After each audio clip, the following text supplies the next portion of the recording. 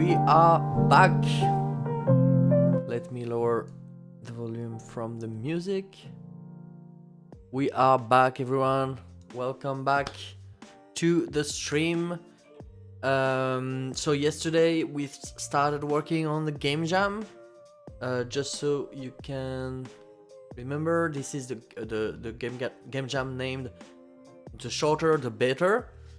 The rule for the game jam is to make a game that is supposed to be 5 minutes long, no less. This could be okay, but you also have to have a story in the game. Let me show you the page for the game jam. There it is. Okay. So here's the page. We have 6 days, 5 days, 23 hours, 6 days, okay? 6 days left. The theme is supernatural. Requirement, 5-minute game that should tell a story. So that's the basic stuff. Let me show you what we got yesterday so that you can catch up a bit. So the idea for the game is an out-of-body experience to show an out-of-body experience. So we are going to start with a first-person view and then go into a third-person view.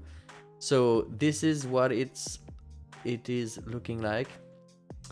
We did all the controller for the first-person view yesterday, and it's working really well. You can jump. You can jump on physics object. Physics object will react to you. You can push them. You can push. So those are physics object. This is not a physics object. So yeah, that's what we have right now. Okay, so what are the steps for today? I think today I want to be able to interact with objects, like pick up an object, put it down and stuff like that. The jump is a bit too low. Can we change that? Let's try.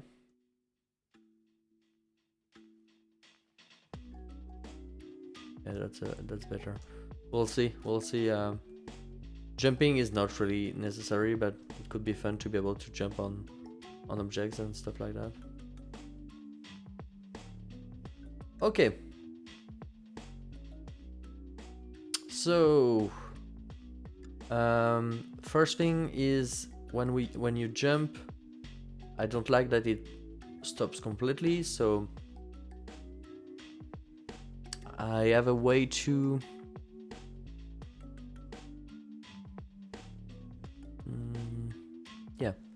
I have a way to change that. Huh.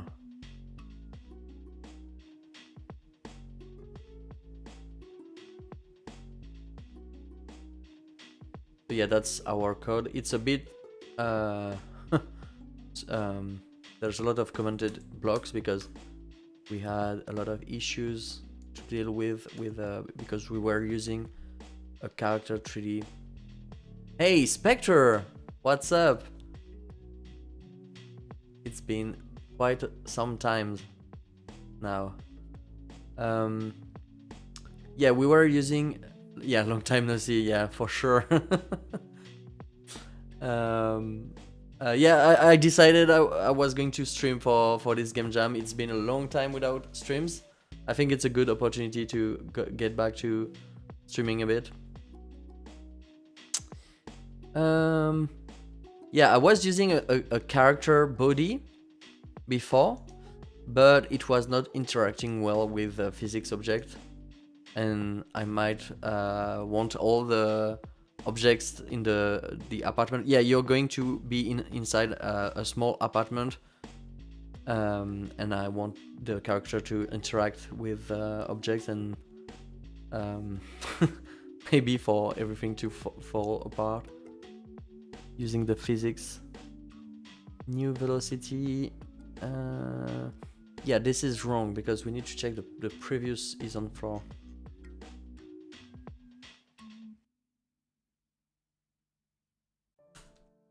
Was on floor? Let's let's do a was on floor.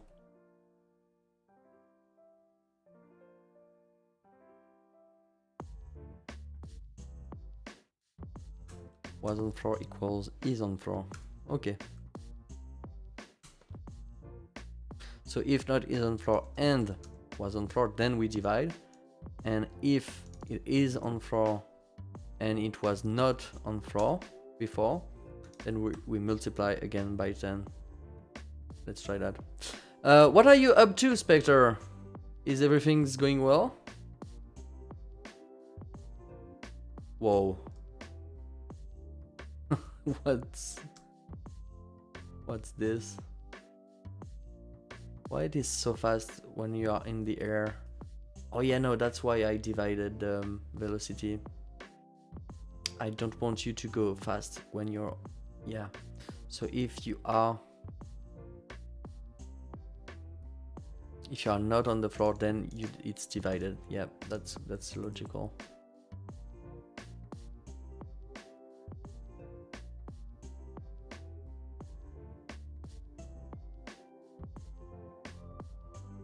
Yep, okay, that's exactly what I would expect.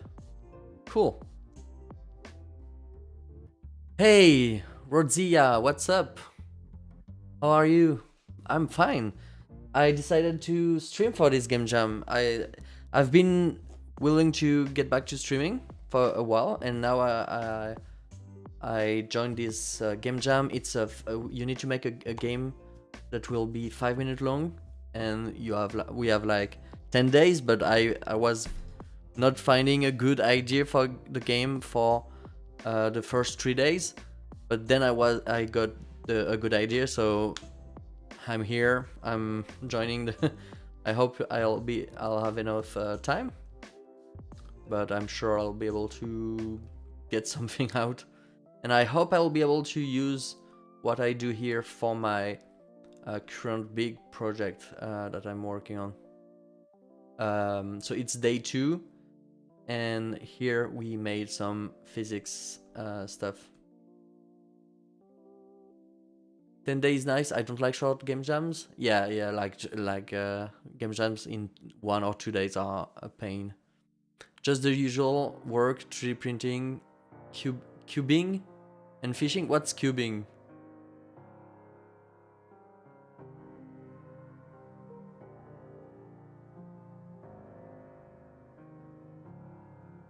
Rubik's Cube. Oh, cool. What do you do? Like strange ones. There's this one that I always wanted to play with. It's a traditional 3x3, but it's all mirrors, and the difference is not the color, it's the shape of each row, and it looks cool. I always wanted to check one of these. Okay, so the physics is working really well right now, and the view, and yeah, everything's working well. Let's work on being able to pick objects and stuff.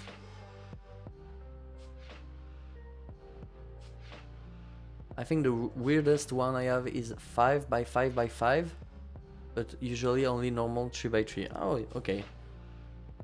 There's on 3x3 there's one move I don't know how to make one move, so I'm always stuck on the last step where you have like 3 corners that are not the good ones, and I cannot do anything. My son has this one. It's fun. Yeah, it looks really fun. Okay, let's stop playing with the physics engine and let's actually start doing something. I'm going to commit this because it's working.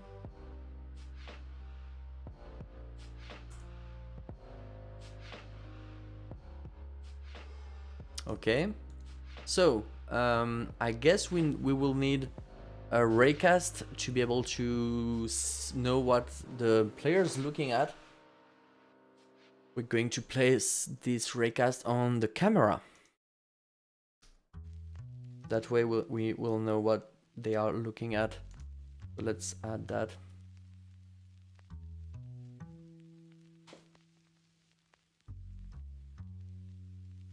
Okay.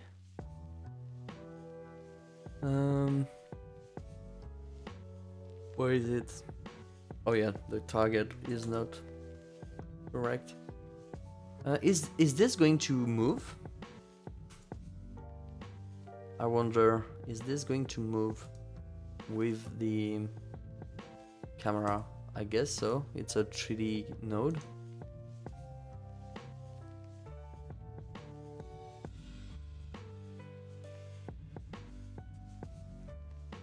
Okay. I'm not sure how far I should. Yeah, this might work. Okay. This is a bit far, but we'll make some tests. Okay. So we have the raycast here. Let's call it object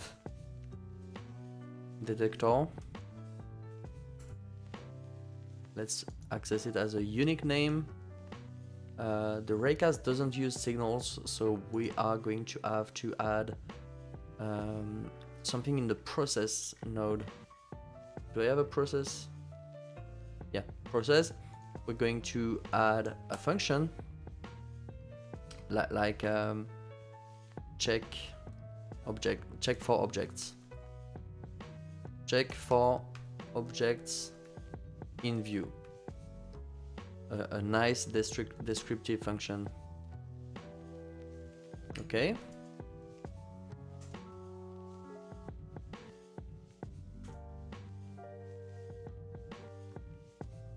Yeah, okay.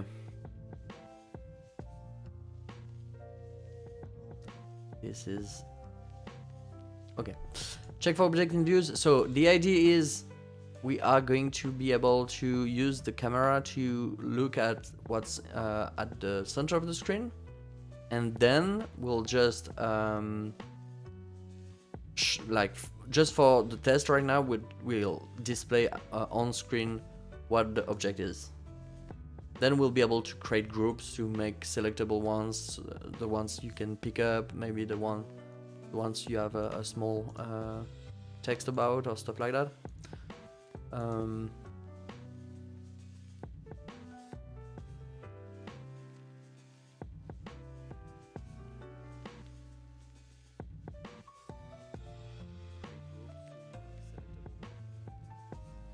Okay. So the raycast should have a list of collision objects. So is colliding.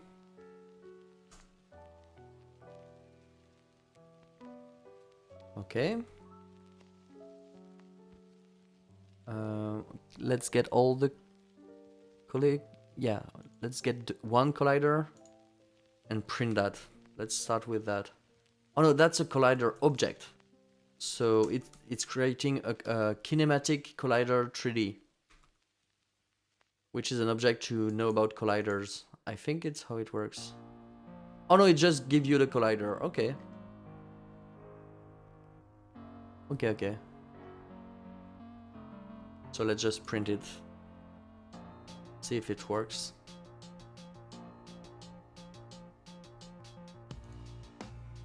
Okay, static body. This is not a static body.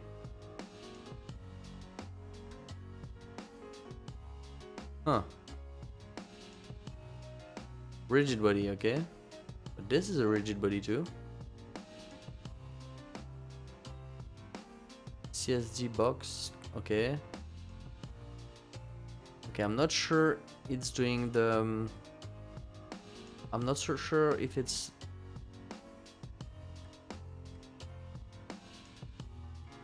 This one... Oh, wait! Okay, I know what's happening.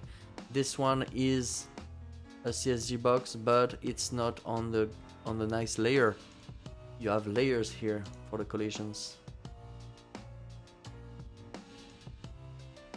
There you go.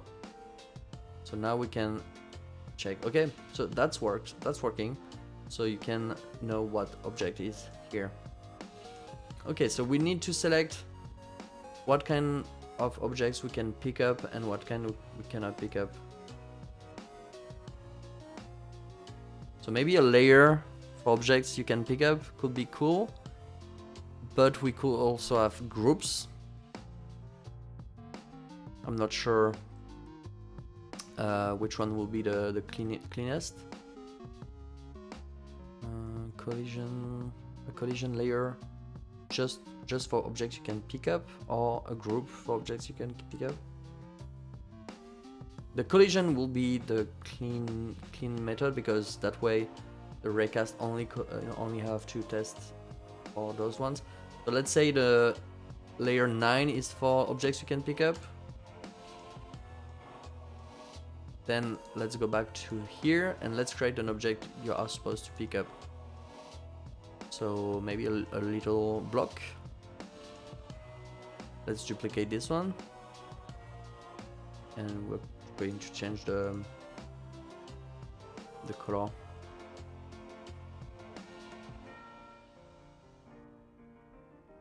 Green. Okay. Oh, wait. And maybe you can change the size so that it makes sense that you can pick it up. Oh, they don't like the size to change.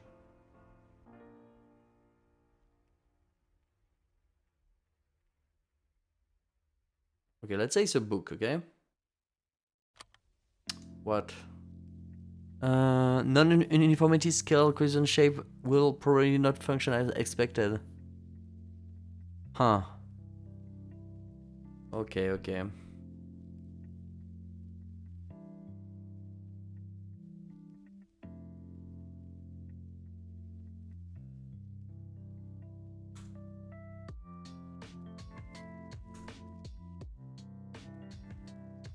But then I need to change this one too.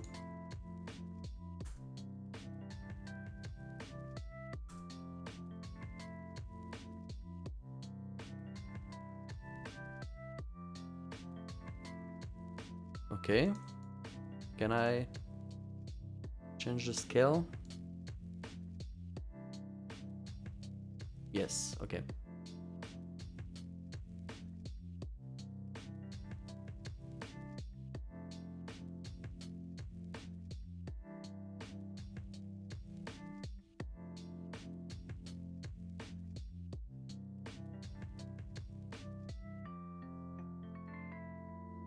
What?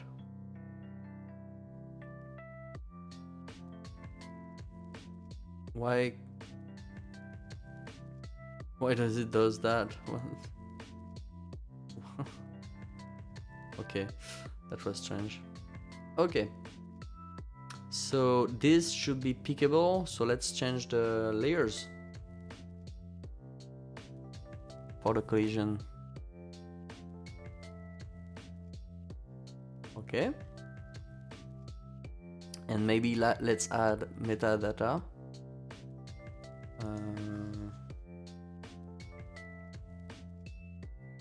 No, we'll do that later on. Okay, so the idea is we should be able to only see this object. Okay. Oh no! Oh no! I don't like that mesh instance. Yeah, we need to make it unique. Okay. Same for the collision shape. Okay. Let's retry. Yesterday we had a lot of fun. We created a lot of balls like this, and we dropped them all. There were like 500 balls. It was really funny.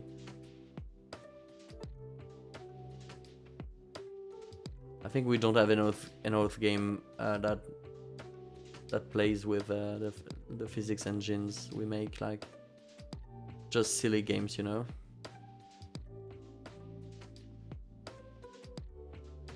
Okay. So let's check this. Yep. The raycast works.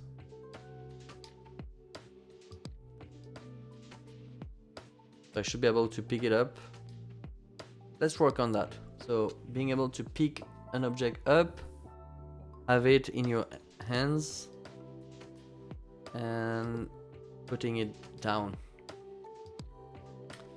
Let's try to do that.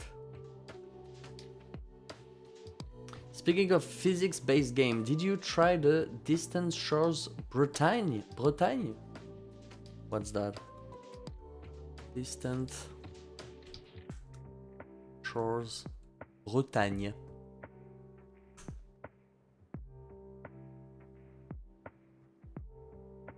What is this game?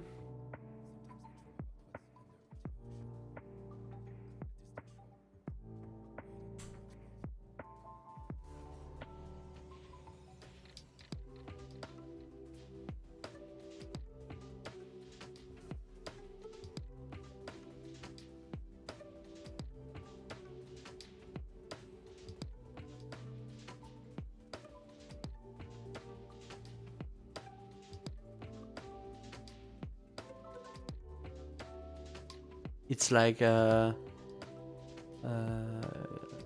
up, like the game Go Up, where you need to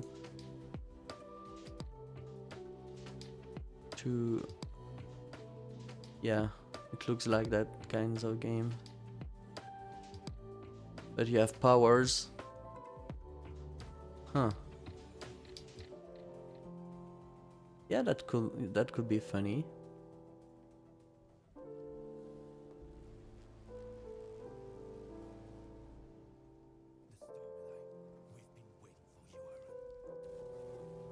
Okay, I'm not sure about the Bretagne part.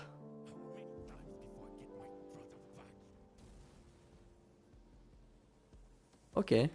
No, I did not test it. But it looks fun.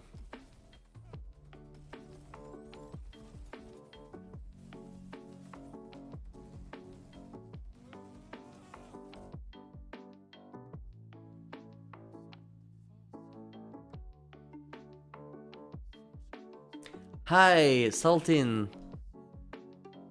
Saltin64.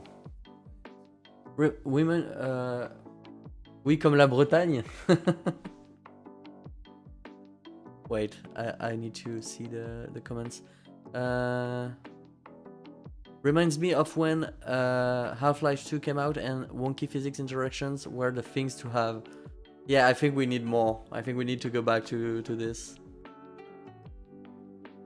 Okay, so yeah, we need to pick the objects up, so we need to check for clicks when the objects are in view. Check for objects in view, so we know what object is in view here. So maybe we can have object in view. Object in view. And by default make it null. So if there's an object in view, then we set this. Wait, is this? Yeah, this returns the first object that the ray interacts, or null if no object is intersecting. So it's already doing this. So we don't really need to check anything. This already works like that. Okay, cool.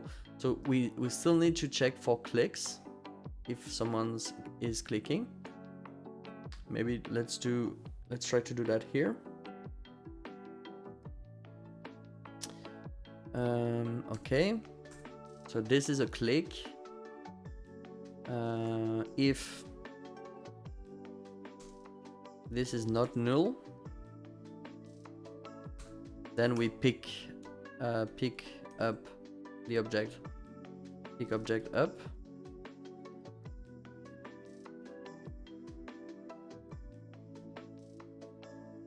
And now we need to find out how to do that. One way of doing it is like stealing the object, like removing the child from the main tree and adding it to the player. That's a way of doing it. I'm not sure if it's a good idea. Another way of doing it is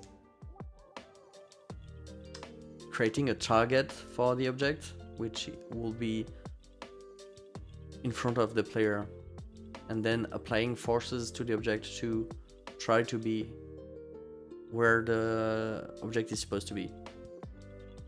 The second one seems like more interesting because then you can just move the object around and it will stick on stuff. So let's try to do that. We need to assign a target for what is considered like being picked up. Let's add a node 3D for that.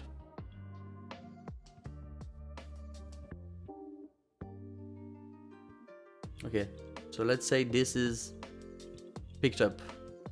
We can try to add a mesh instance to see if it will make sense.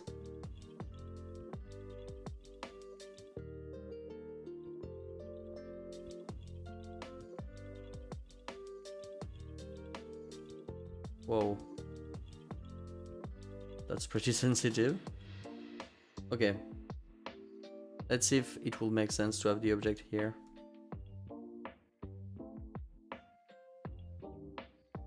Oh, no, it should, yeah, it should follow the camera. I can already see the flying object being influenced by the player rotation. Yeah. We'll deal with all of this. Okay. Cool.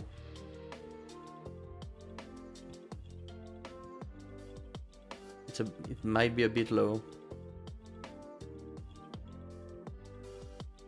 Let's move it up.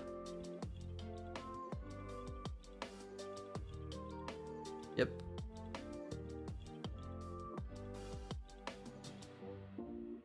And it might be a bit too far. Okay, cool. Yeah, I think it's a great length. Okay, maybe yeah. If you don't know something, we are making a game for Game Jam, and my goal is to make an out-of-body experience. So we are working on a first-person controller, where you can interact with the stuff and all. Okay, so we have a target. This will be our target. Let's call it held target, I guess. Okay, let's hide this thing. Okay, that way we know where the object is supposed to go. So held target, then yeah, we need, okay, so we need to say that an object is picked up. So picked up object equals null by default, but if we decide to pick it up, then picked up object equals object. Okay, so now that we said that, we need to do stuff to the picked up object. So let's update the picked up object. Update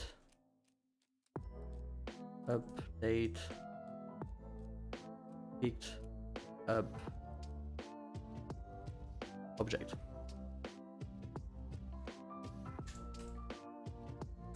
And this is going to run in the physics process. Okay. Hey, Navniko, hi. So now we can update. We might need the delta, so let's pass it to this function. Okay, so we just need to apply a force to the object to try to reach the destination. So let's do a simple calculation. So we have the target position. Let's use global position. Then we have our object, our picked up object. We need to check if the picked up object exists. So if picked up object equals null, we just return. That way we don't care about this. Gotta go, have fun. Thanks for passing by, Wordsy. I hope you're doing well. I see your frequent videos about showcasing material maker. They're pretty good. Thanks for passing by. See you around.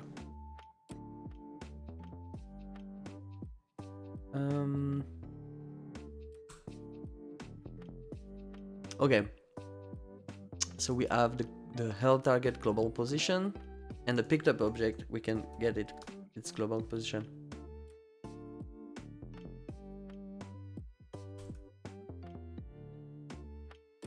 That way we know how far those two are from each other.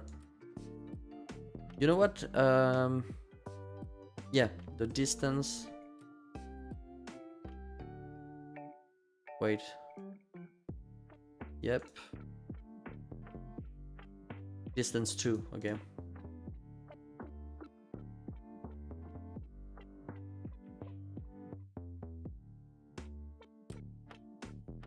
So we have the distance. We don't really want the distance. We want the vector to go from one to the other.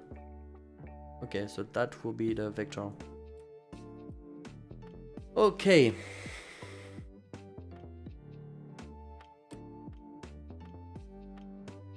This is not the good vector. This should be the good one.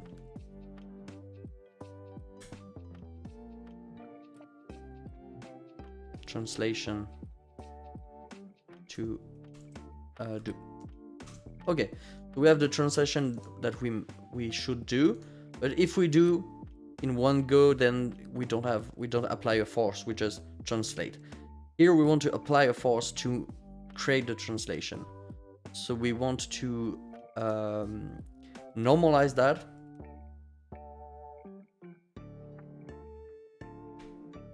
And that's going to create our force. Then we can use multiply that by delta and by our force variable. So let's call it picked up force, picked up force intensity. Hey, thanks for following Impertinent. Okay, picked up force intensity, we're just going to have that at 1 for now. We don't know how much force we need. Maybe 10, because we need to defy gravity for this.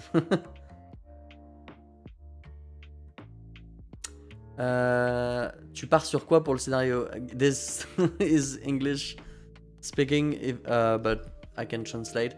What will be the scenario?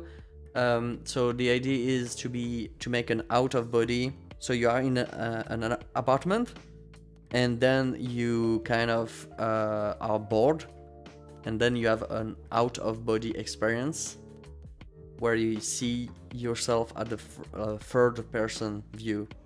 That's the idea. It's supposed to be a 5-minute game, so we cannot really go too deep. So the story will be like they realize how bad they are, maybe thanks to this experience, and then they change their outlook on their life or something. I'm not decided yet. and then we apply a central force to the picked up object. That's going to be really fun.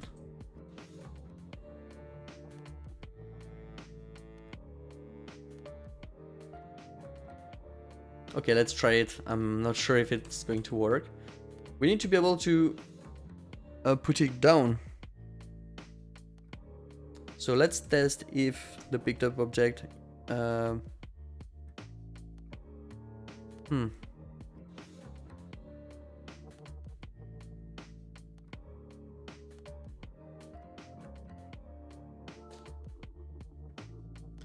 yeah, we need to, yeah, I'm not going to do that here because I need to use the just pressed value. So let's go back to the process. So if action, do we have a click action?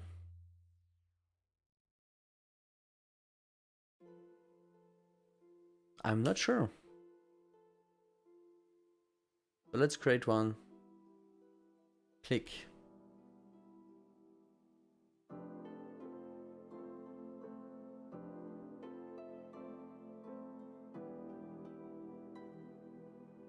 Okay, we have a click action. It's not a good name. Let's rename it. Interact? Let's call it interact. Okay.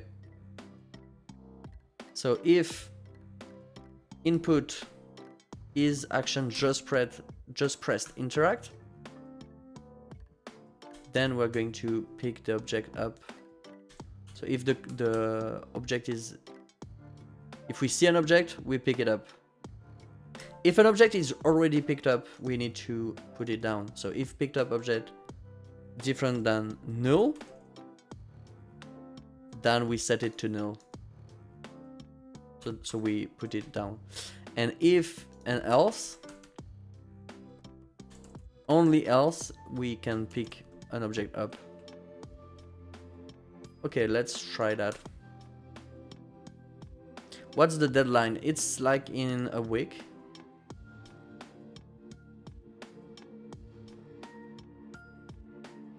Oh wait, I don't know if I... Huh. I cannot see this object anymore. Why?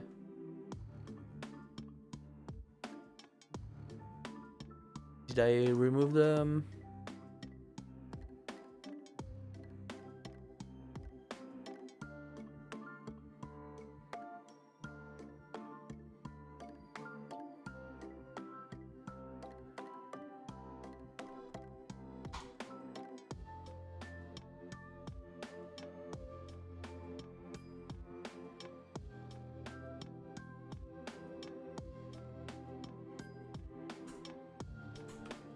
Oh no.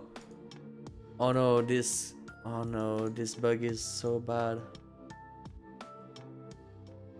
I need to restart every time I click on the wrong key. Okay, I'm back. We will be able to play the Game Jam games for free. Yes, all the Game Jam games will be playable in your browser.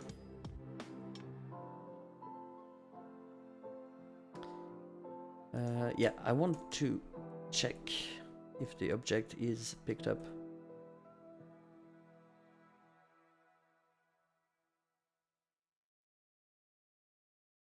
No, okay. It doesn't work. Huh.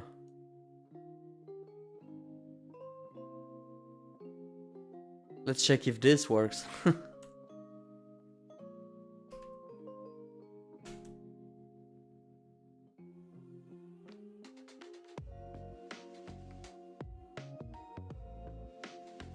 Oh, it works. It did work here.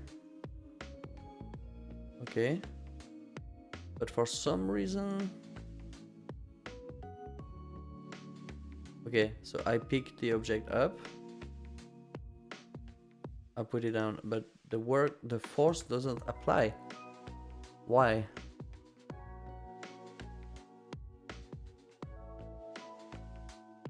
Update picked up object.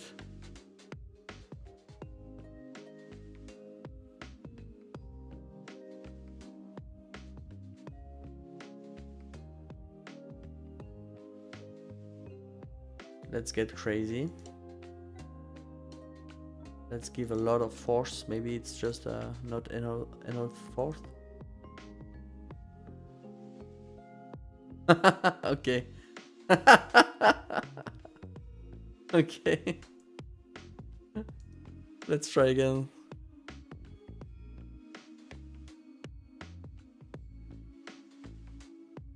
Huh. It worked with 1000, but not with 100? That's strange.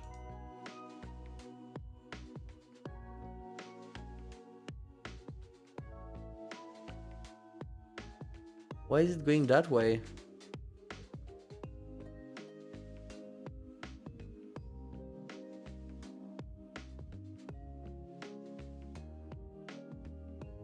Okay, that was strange.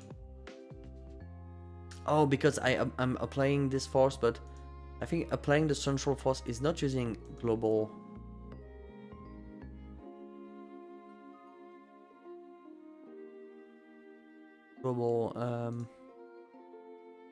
Positions.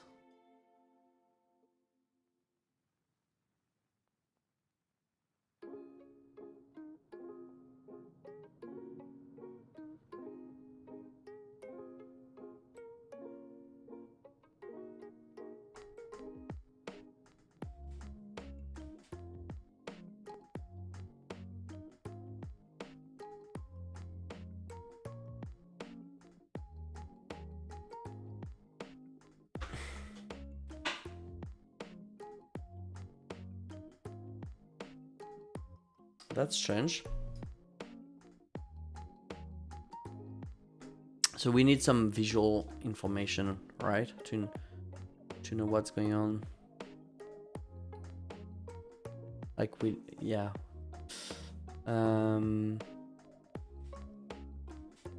This should work because you have the global position. Then you apply a force. It's supposed to get it closer to you.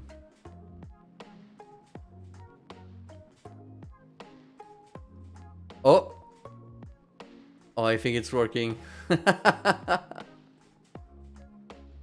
But the force is too low. Okay. We need more force. But it's already really big. Oh, we need some dumping to the linear velocity. Why is the force not enough like that? Oh, because we are multiplying by delta, maybe?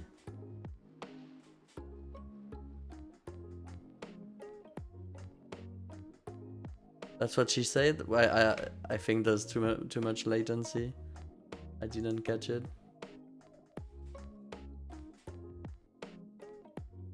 Okay.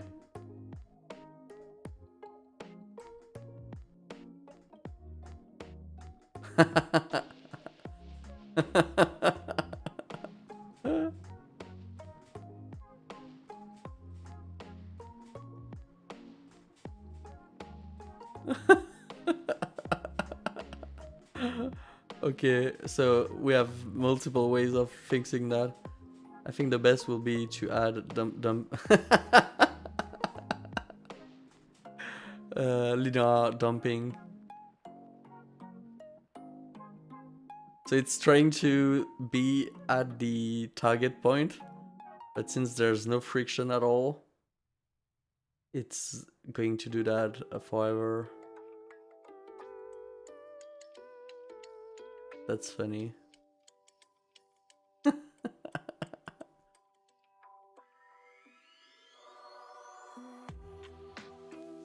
I can just move stuff.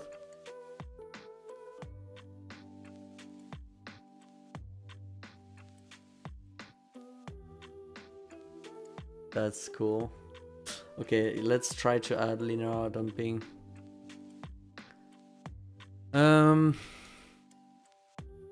So we need to remember the linear dumping the object was using before, and then apply it back when we booked it down. So picked up object, past linear. What is it called?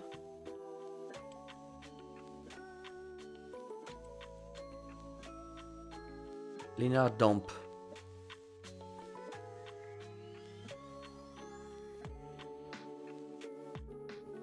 Okay, so this is going to be set up when I pick the object up.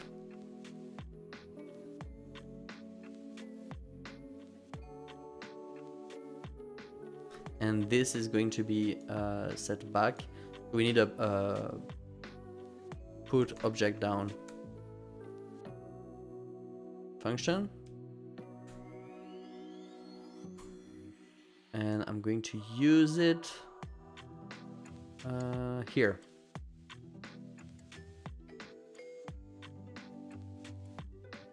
So picked up, so yeah, picked up object equals null.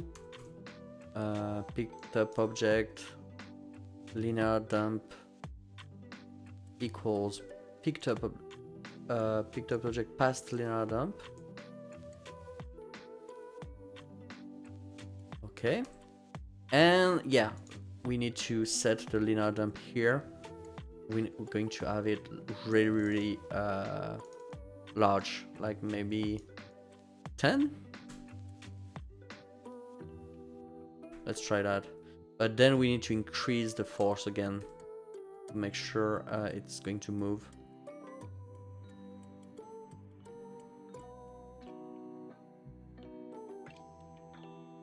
Okay, let's try that.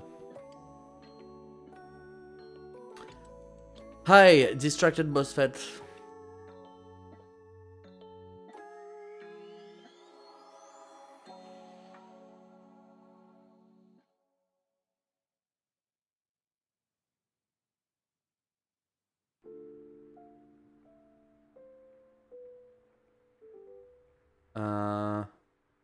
Oh yeah, I have linear dump, but I don't have the old held object jitter. I have linear dump, but I don't have angular dump, so it's just going to rotate forever like that. Let's change that. Let's increase the linear dump. Oh, maybe we can just check. Oh no, that's even better.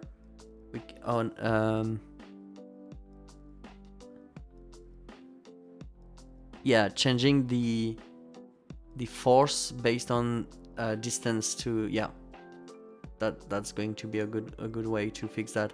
So here I apply a force to the picked up object,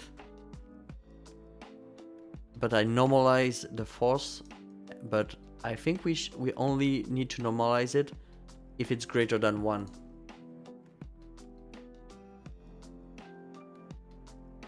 So okay, if force length, yeah, we need to inform that it's a vector tree. Okay, if force length squared is greater than 1, then we normalize it. Okay, and okay, so that's a good start. But then we can also use angular dump.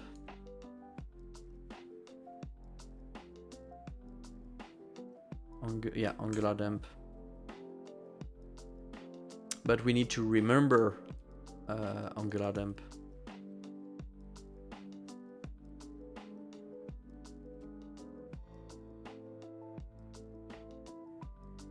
To set it back afterwards. Okay. Yeah, we need to set it to 0 by default. Let's try that.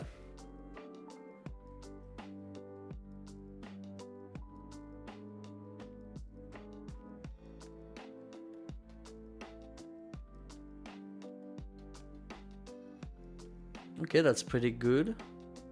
The gravity. is not helping, but we can just change the target position. Yep, that's the target position. We can change the position of the target.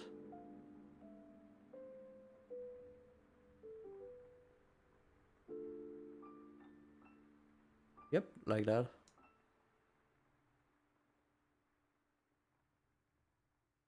That's pretty good.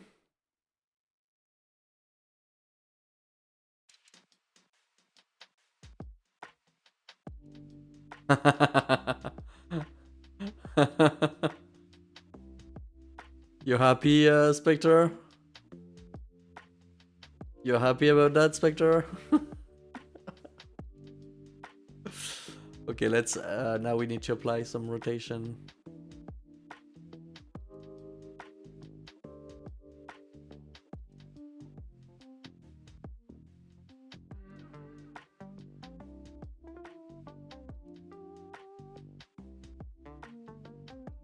I called it. Yeah. So we have multiple solutions for this. We can either update, like create a force when we move. I think the best will be to have a target rotation, as we have a target position. It's okay. Honestly, it's already pretty good. Like, I'm quite happy with being able to have something like that. That you can just like interact with stuff in the world.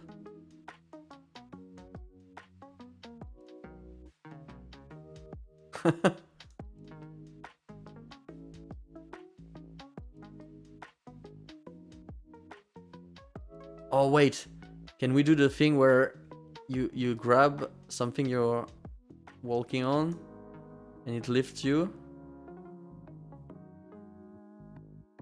I think if we make it big enough, we'll be able to do that. It shouldn't interact with the player in this mode.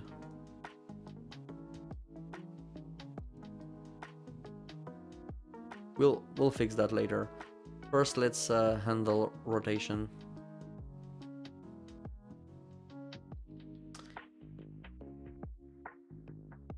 Target rotation seems sensible. I decided to check what I did last time. I needed to do this, and I basically do that.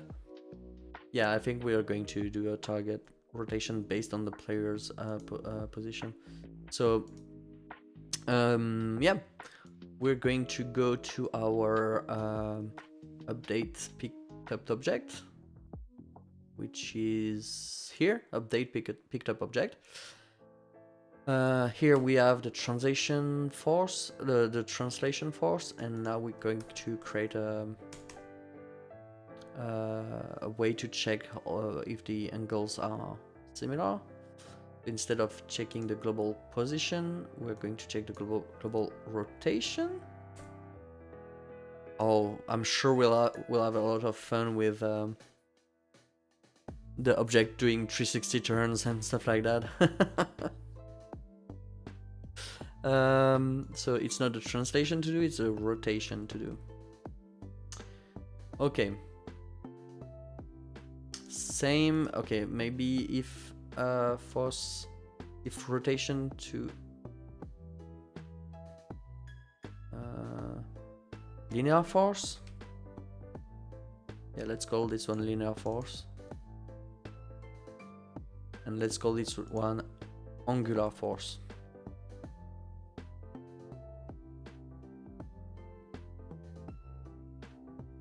Okay, if angular force is greater than 1, yeah, I'm not sure it will be greater than 1, but we never know.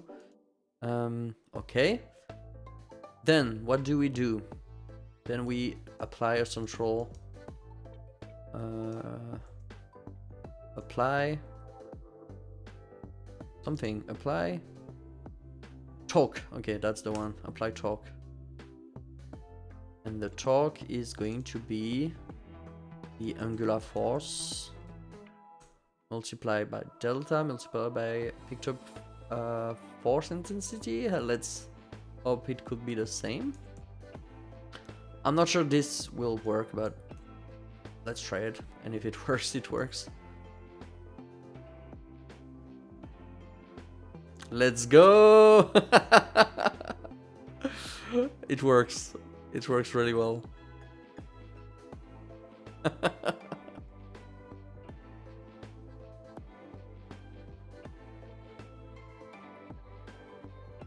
It's a drill. I just created a drill in my game.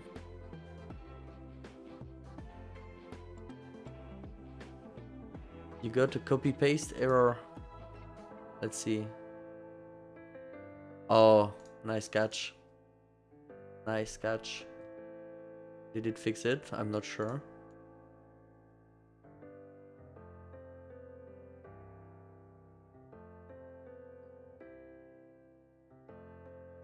Oh.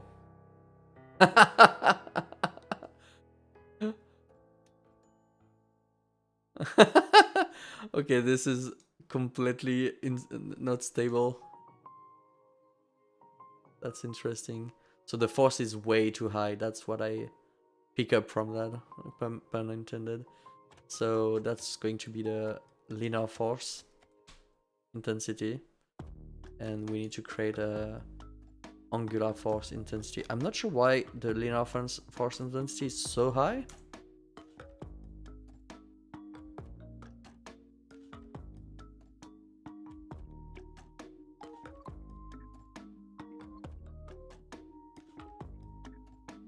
Let's go.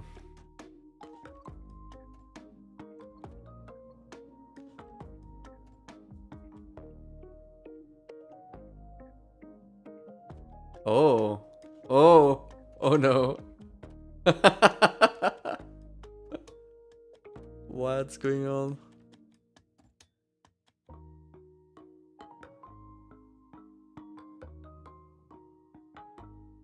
Okay, so this is working, okay.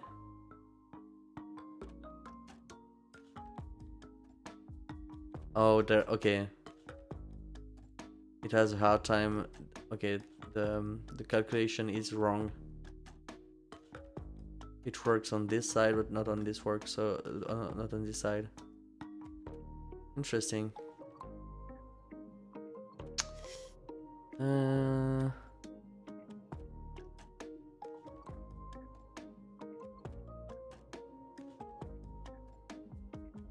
I guess the torque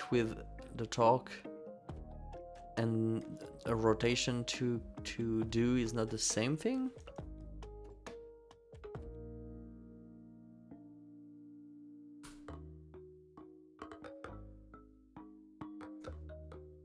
The drill that pierces the events. Do you reference Gurren Lagann or something? The spinning state might be weird because the way angle difference is calculated. Well, yeah, and maybe the way torque is used. Applies a rotational force without affecting position. A force is timed. Okay.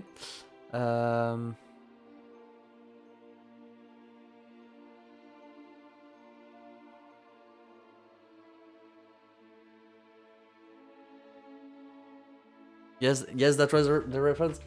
Yeah, Gurren Lagann is pretty good.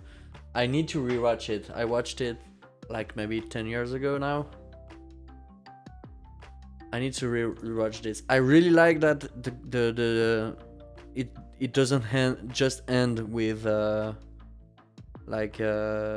beating the bad guys. You see the after show, like you see them building what they were all wanting. You see how they handle that. I like this part a lot.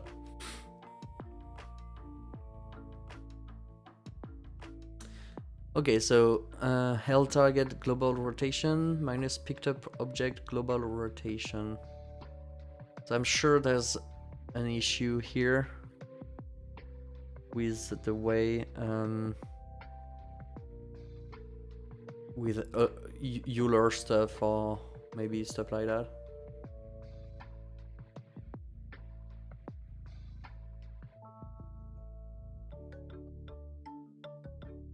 Okay, let's try something. Let's just apply the rotation and see if that works. Instead of the torque. Let's just rotate. Wait.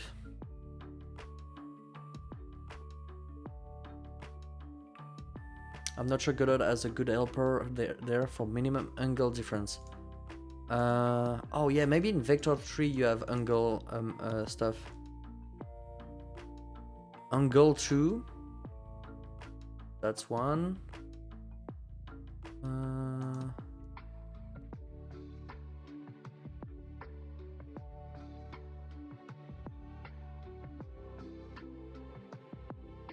Yeah, because here I'm subtracting rotation vectors. It's not a good way of doing stuff, I guess. This returns the result of spherical linear interpolation between this vector and 2 by amount weight. Spherical linear interpolation between two vectors. Will that help? I'm not sure.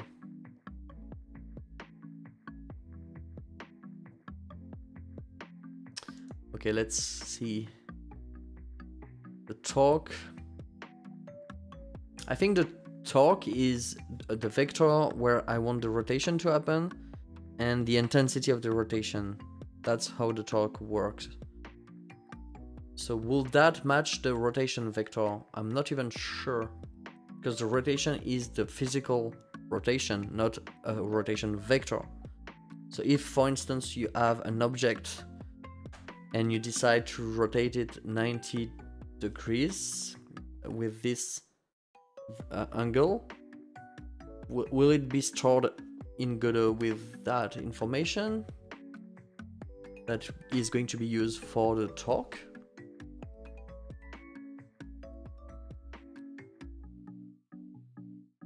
Yes.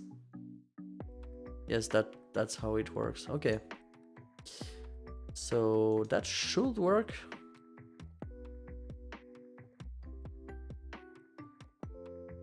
I'm removing the global rotation of the object. I'm removing it. And then I'm adding the rotation I want. So this should technically work. This is the rotation to do. You know what? Let's not normalize. Maybe the normalizing destroy everything. Because normalizing rotation vector is really strange as a concept.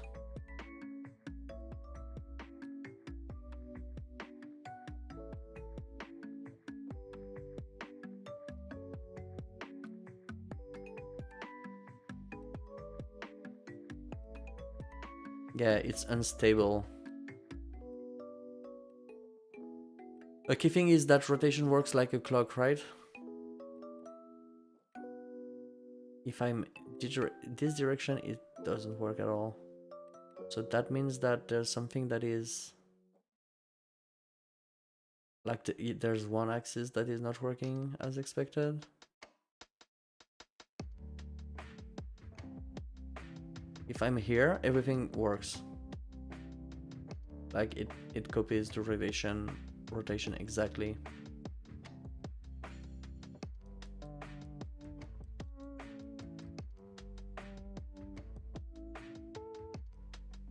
Like there's no issue here at all.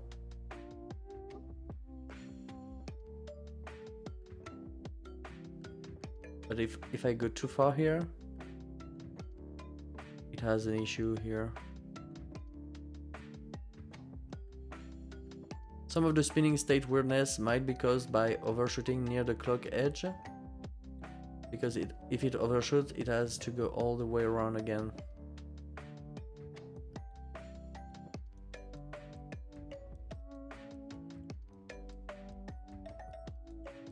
Oh, that's okay. Yeah, that's some stupid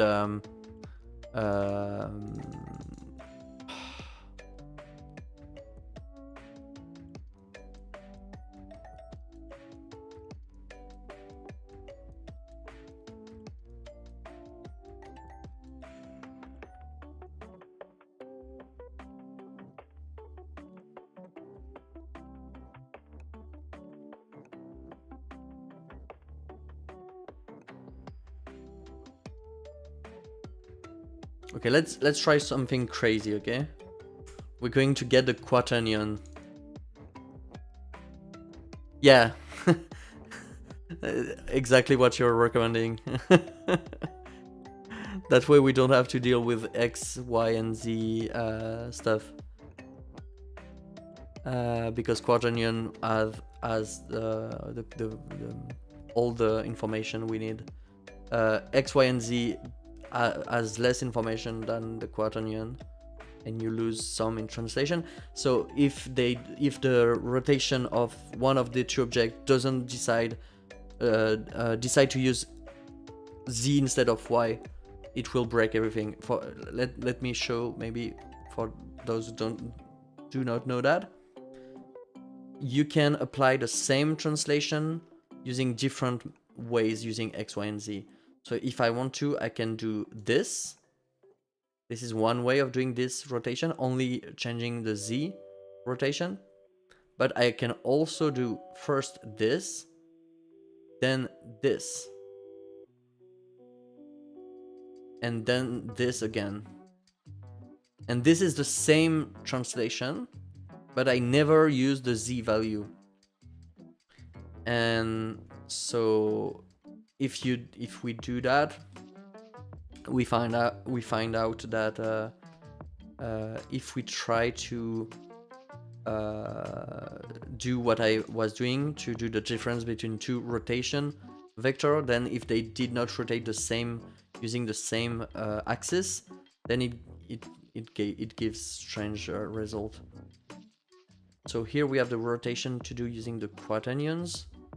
How do I get back to a rotation? I think there's a way to get from the quaternion to a vector tree using, get Euler.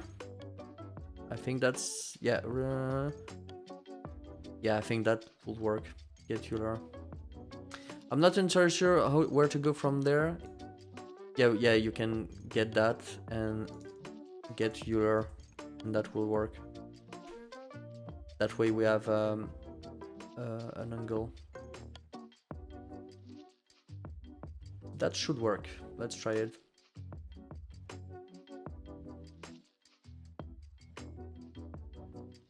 Okay, there's nothing happening here. Let's see.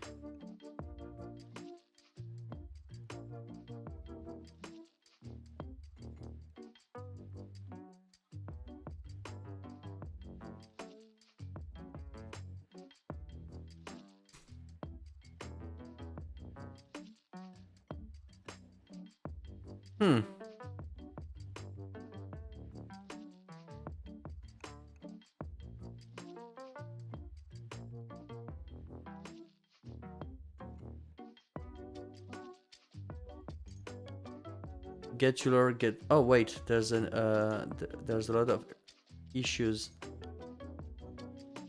The quaternion must be normalized? Why? You need to normalize to use get Euler? Why?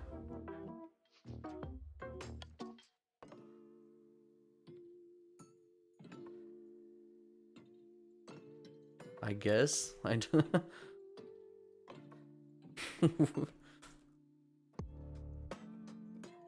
Okay, let's do this. I don't know why they want me to normalize the quaternion.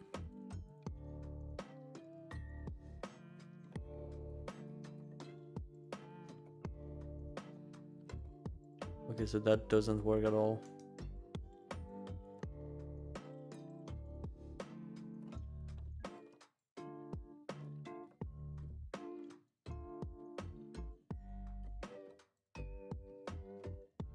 I don't want to normalize. Why do I have to normalize?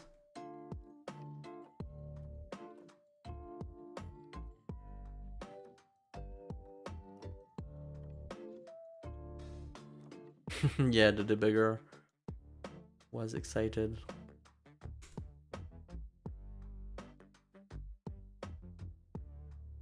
Okay.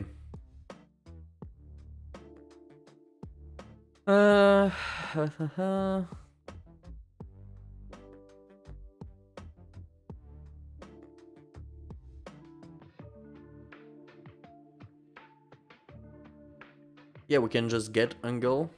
The quaternion must be normalized. Why? Return the rotation axis of the rotation represented by this quaternion. Okay, we cannot get the axis. Can we get the... Oh, yeah, this is good.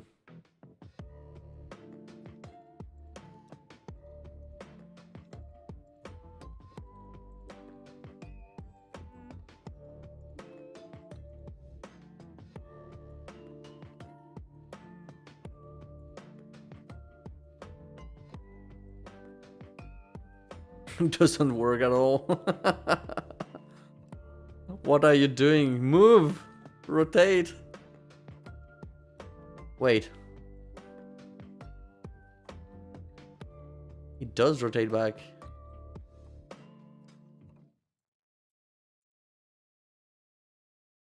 It's flat. But we still have this issue though.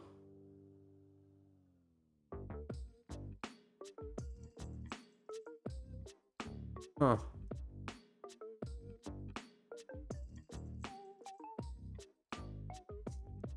So it fixes rotation for like 2 axes? But not the third one?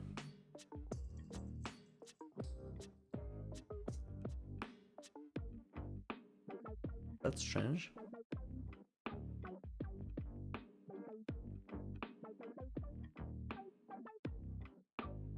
Does the rotation of your target point changes as you rotate?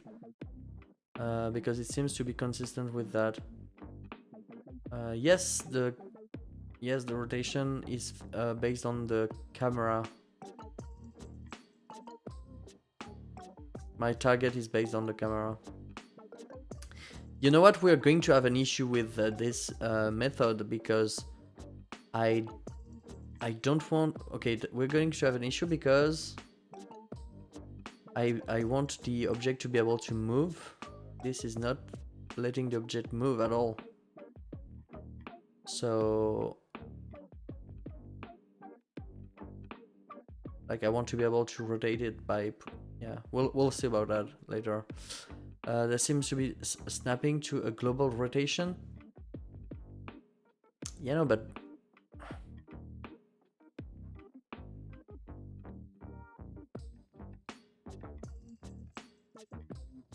It keeps its orientation, but only based on one axis.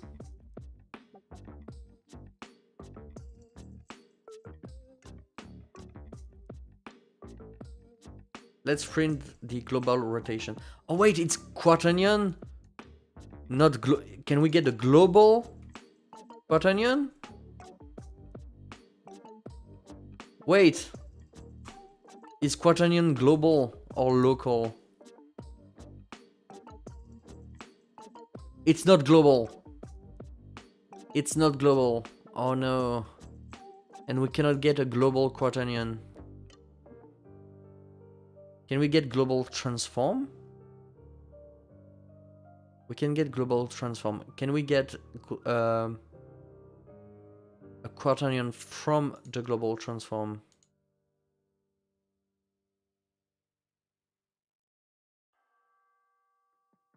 That's the issue. We need a global thing. Yes, get rotation quaternion. Okay.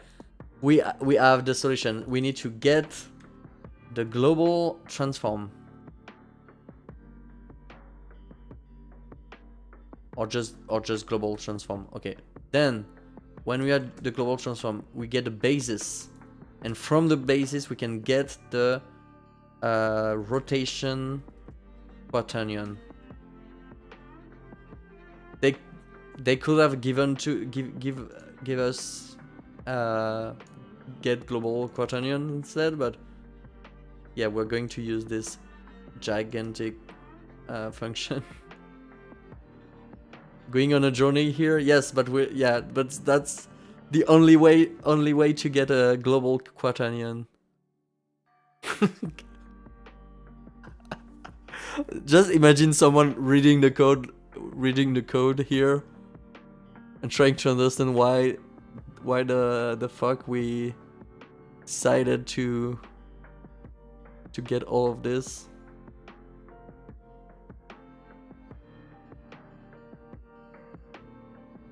I still love that I called what will happen like an hour ago. Yeah, that was good. So yeah, here you call this variable rotation, but then you get the global transform, then the basis, then the rotation quaternion. Are you okay? Do you want to talk? Do you need some help? Let's try that.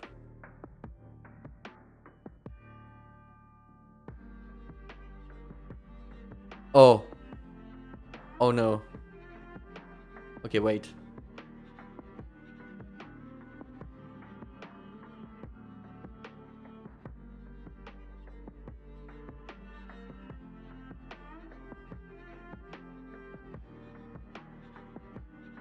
Huh.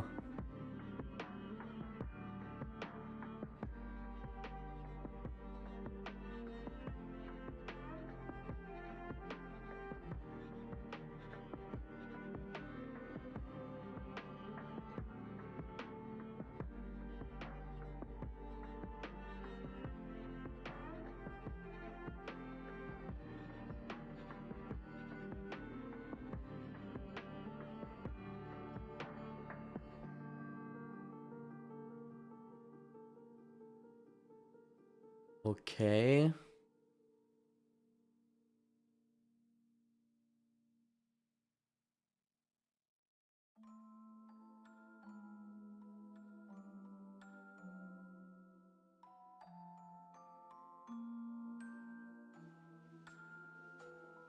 Yeah, I get what you're saying, Mosfet.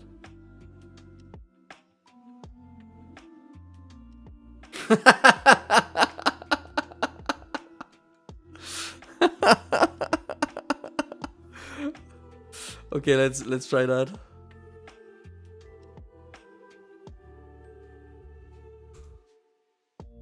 Hi Zero Show, what's up?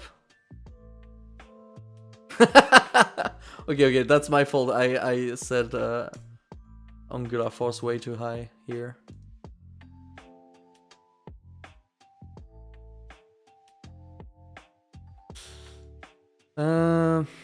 Hmm. No, get axis was good. Like, get axis is exactly what we want. It's the rotation axis.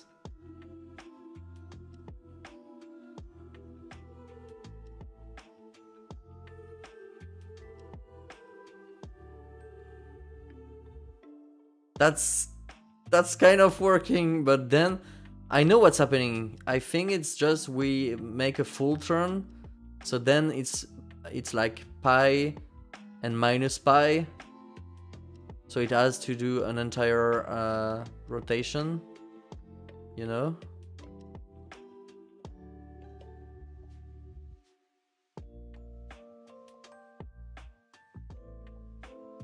Not sure what you're doing, but get axis only returns the axis, not the scaled angle axis. Try get axis multiplied by get angle. Yeah, but if I need get angle, I need the quaternion to be normalized to get angle. Hi, by the way, bot 524. Not really reassuring name. Yeah, I need to. Yeah, but that will not change the issue, right?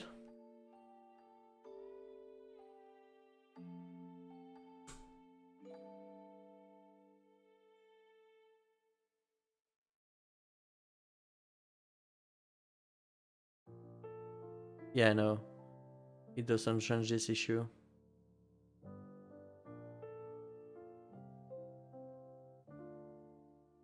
Okay. Okay.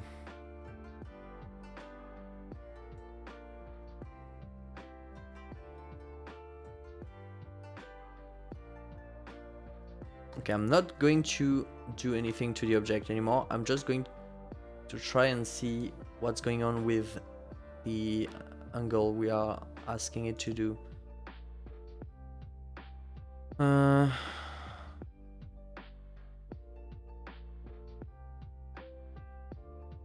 so here we are increasing the Y angle we want. Yeah, that's exactly what we would want. Yes, yes, yes. See here, it's going from, it's really, really high. And then it go back to 4. And then it's negative. Also, subtracting quaternion is unusual. You multiply by the inverse of the other to get the delta. Oh, yeah, okay, that will... Yeah, okay, that would make sense. Yeah, okay.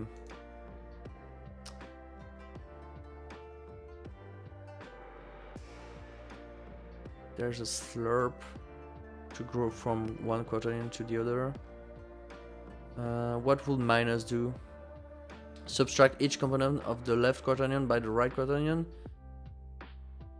This operation is not meaningful on its own, but it can be part of a larger expression, okay?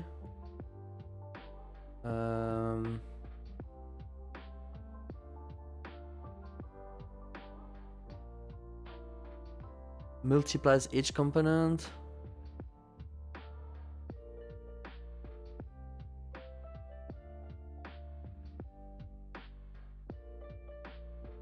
Returns the inverse version of this quaternion.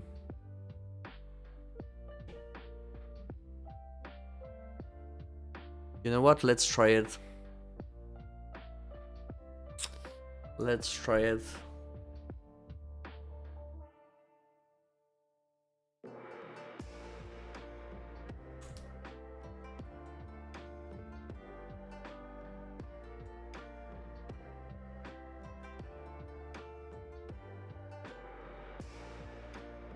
Quaternions are like a matrix or something. Oh no, it's like a 4. Yeah. W, X, Y, Z. It's a 4. It's a vector 4.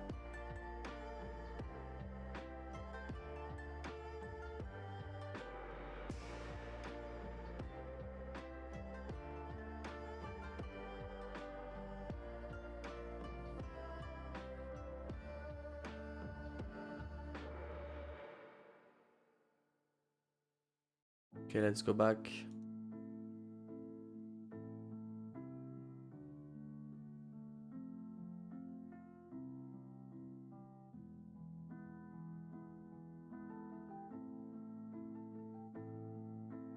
But the multiplication will... Yeah, multiplication with a quaternion will give us a quaternion. That's strange, right? Multiplies each component... Where is it? Composes multiples to quaternions. This rotates the right quaternion by this quaternion. This rotates the right quaternion by these quaternions. Okay. And inverse give us the inverse rotation? Returns the inverse version of these quaternions, inverting the sign of every component except W. So yeah, it's effectively minus rotation. Okay, let's try that.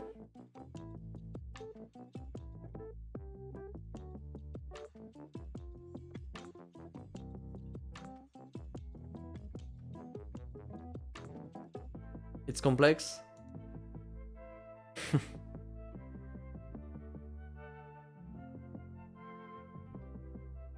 Okay, let's see. Oh, I do not apply. As a consequence, I think the quaternion will remain normal the whole time. Not sure what you mean.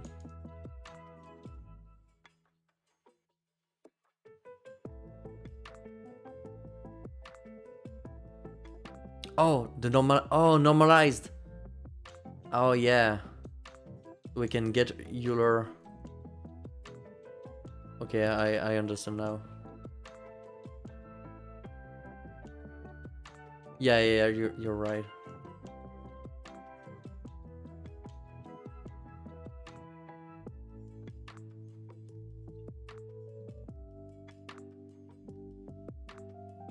Whoa. Whoa, chat. Chat, this is an historical moment right now.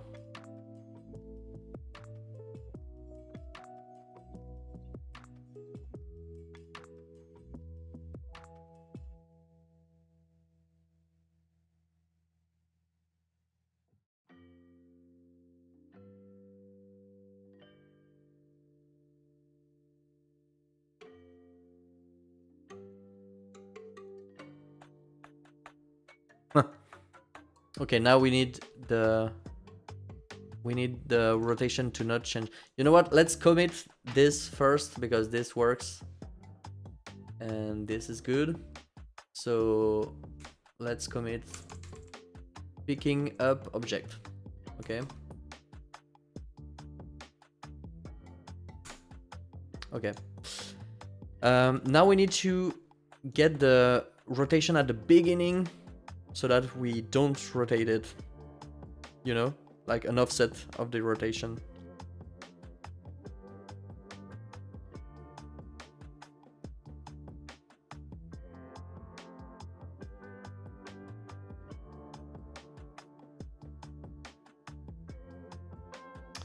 So let's go.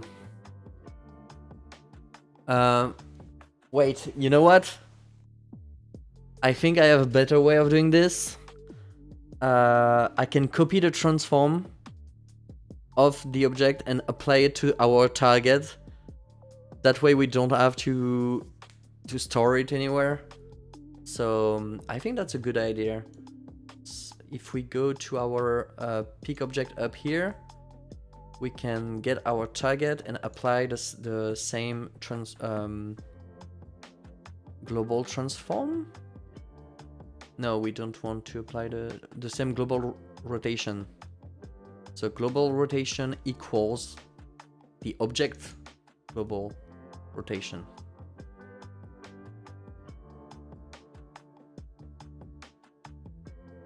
I think that's a smart way of not having to add any calculation. Let's try it.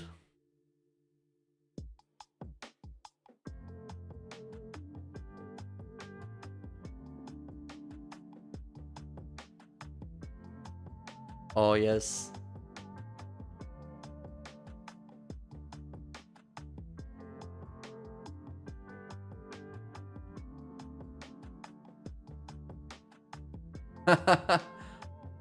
Nice.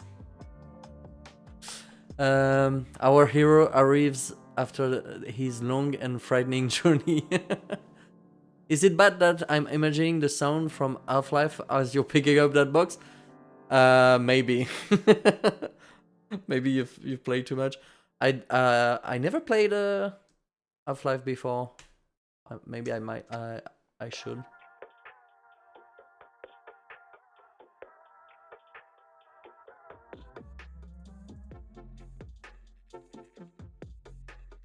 Okay, that's cool.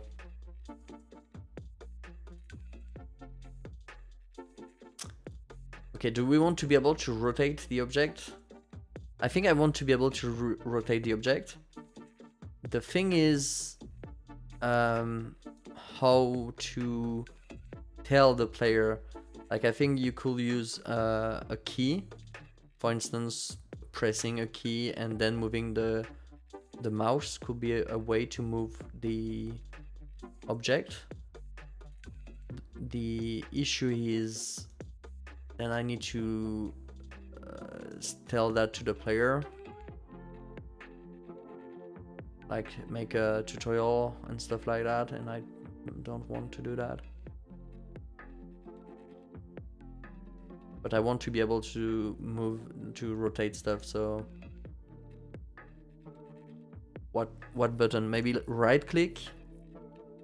Maybe right click could be good. Let's try that.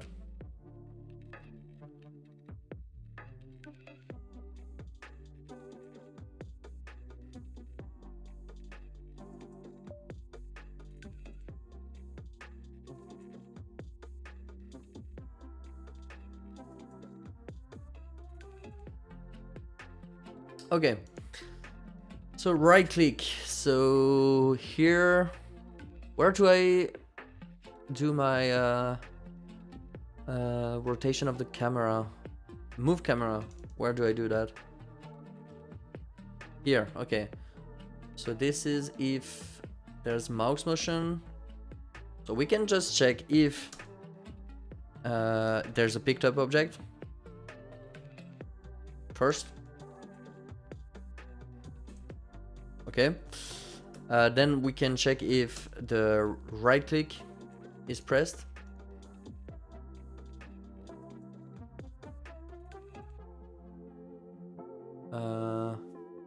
Wait, this might not work. No, this will not work. We need to use input.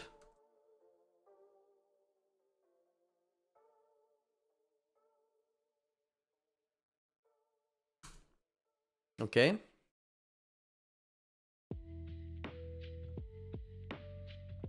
So now instead of moving the camera, I need to rotate the picked up object.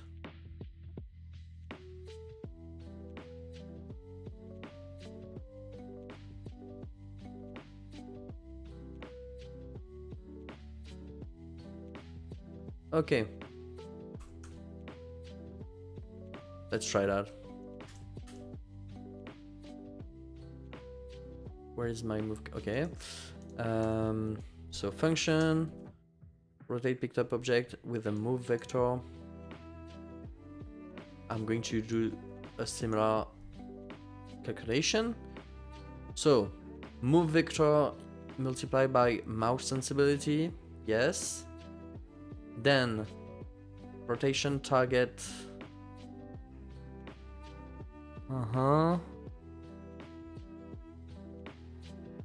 What is rotation target? Yeah, I created a rotation target. Okay, so object rotation target. It's going to be the held target rotation. And we do the exact same code, I think. We might have to change some X and Y stuff, but we don't. Yeah, this will work. Move vector is not declared. What do you mean? Of course it's. Oh yeah, okay. Okay. And then we need a twin. We don't. Do we really need a twin? We don't need a twin. Yeah, no, because no, we don't need any of that because this will be smoothed out by the physics engine anyways.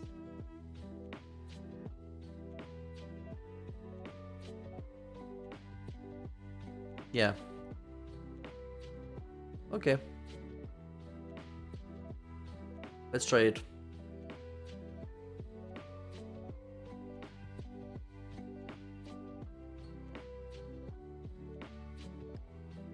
Oh, oh, that's really cool. Oh, that feels really, really cool. You can just move the object around.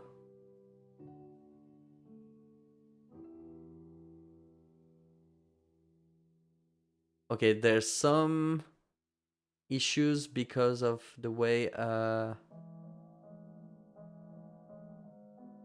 things work, but we can fix them. I'm getting some game dev motivation having this in the background. Oh, that's pretty cool. Okay, so now we have our object that will fall. Yeah, the object need to be quicker at following the player. We'll be able to fix that. But then if I use right click and just move the mouse, it does work. Only issue is since I'm using the same code as for the view, the rotation is not exactly what you would want, because yeah, you know what? It's quite easy to fix, because instead of changing the rotation vector, I can just apply a rotation to the target using rotate. So then, since the move vector is going to be really small, since this is from the mouse, I can just rotate using first X and then Y, and it will not be too much of an issue. I hope. So move vector X, and this should rotate along the... Oh yeah, we need to rotate along the right axis. So let's use the axis from the camera.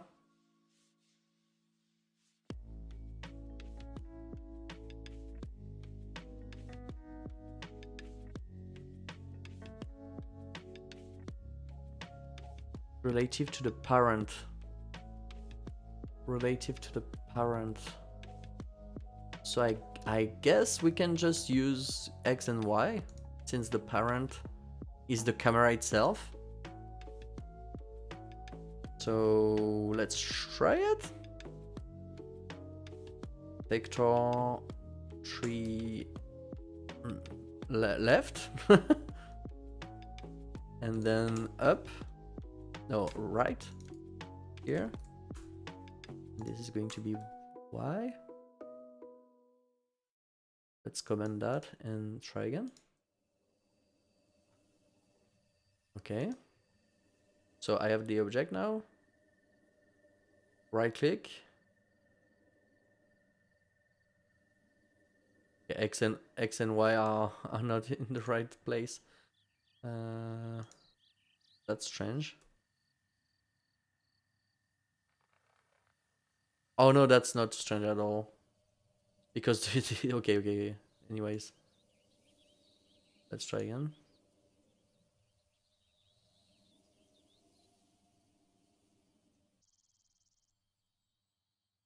Yes, that's exactly as expected.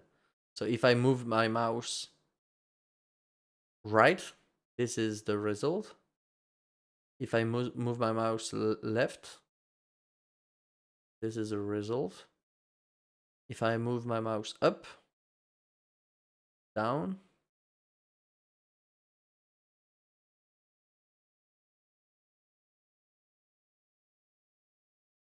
that's perfect. Yeah, you cannot really do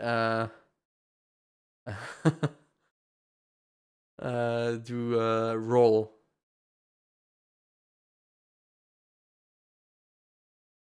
But that's good enough, right? Like you can really move things around and then put them back down. Oh, that's so cool. We could make a domino game, like placing dominoes one by one.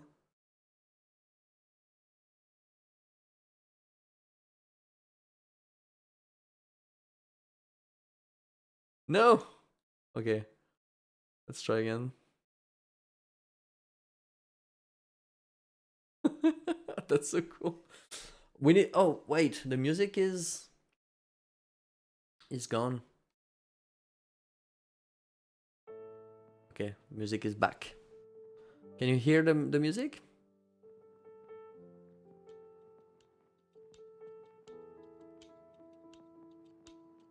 Okay, let's try with multiple objects. I need to... The quaternion part was... Thank you, Spectre. The quaternion part was bad. Thanks bot 524 for the hints. But now that we have everything working, like, that's pretty cool. The fact that we can just rotate our target, and then all the forces just apply accordingly. That's pretty cool. Let's try putting multiple objects, see how the raycasts work with that.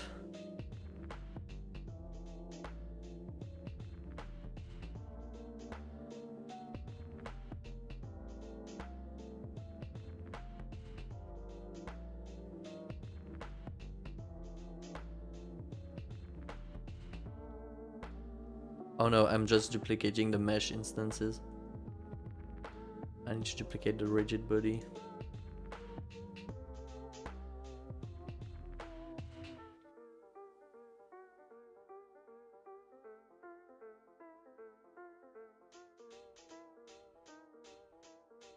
Okay, let's try it.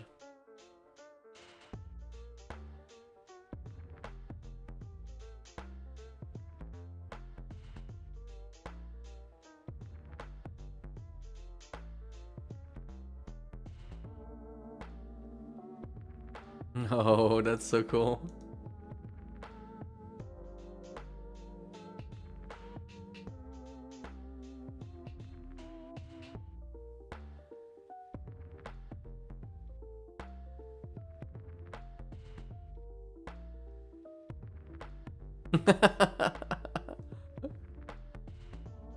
Okay.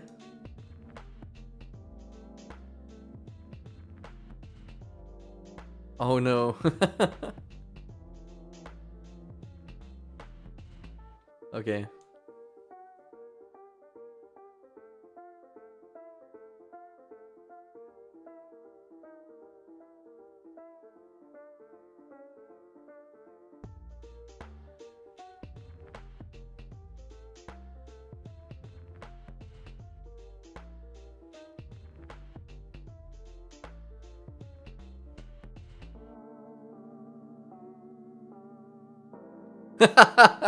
Okay, that's so fun.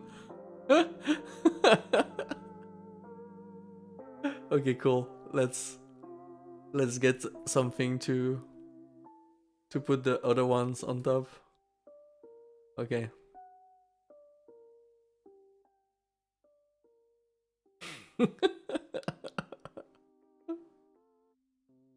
Okay. No! No! No!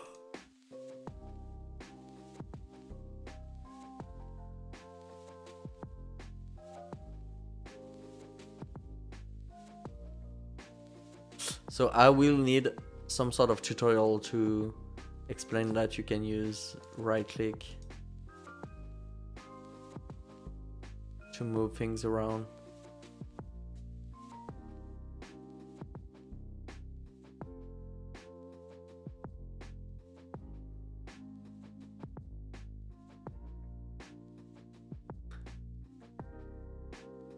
Tim is his worst enemy? Why?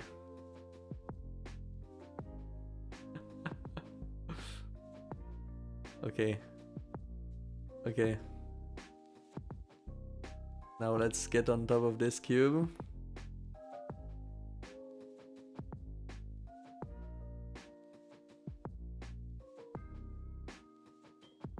Okay.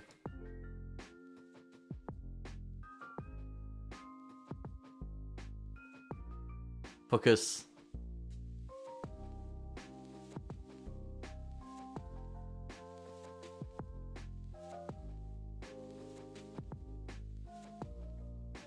Whoa. Okay. That's the game. Oh, that's the game. Getting distracted by your own creations and destroying them like some clumsy Godzilla. Okay, that's part of the fun, right?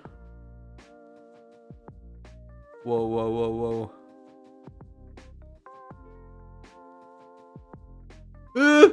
Okay. I need one. Give me. Okay.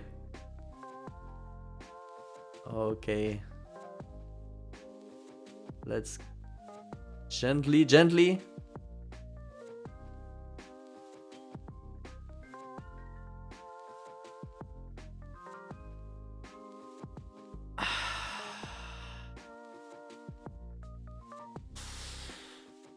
Okay. You know what? We need a way to know that something is pickable. Gentle. Because right now I don't know that it's pickable, so like I'm using arraycasts, it's only a point. So I don't know which one I'm targeting. So we have multiple options for this. We could add an outline to it. We could write the name of what we are going to be able to pick. That's so good. That's so good. Oh!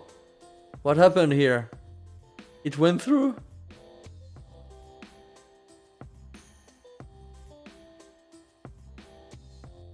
It went through?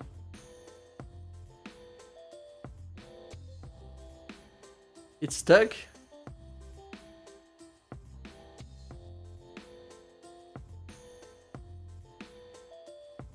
It's stuck. Okay, physics engine some limitations.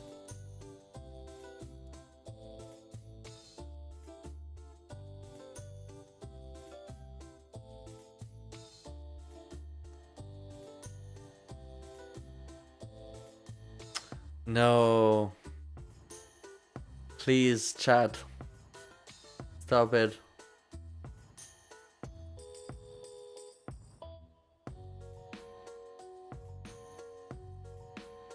Okay.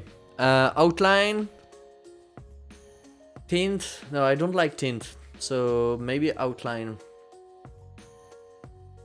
Outline is not easy because you either need to, yeah, because the collider, we will need to, the collider can have multiple mesh instances, you know. Yeah, so maybe just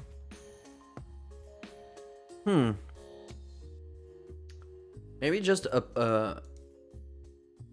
like something on the screen that tells you what you're looking at, like the name of the thing.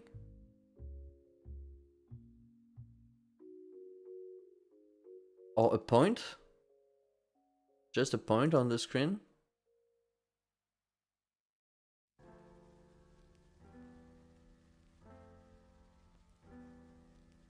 With pick, oh yeah, a point with the interaction like pick.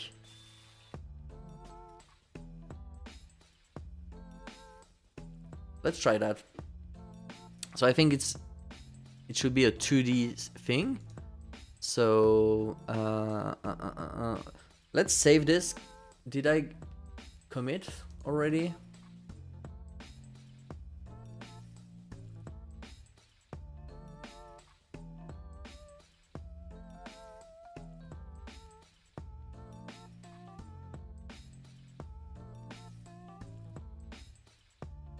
No, I need to commit that.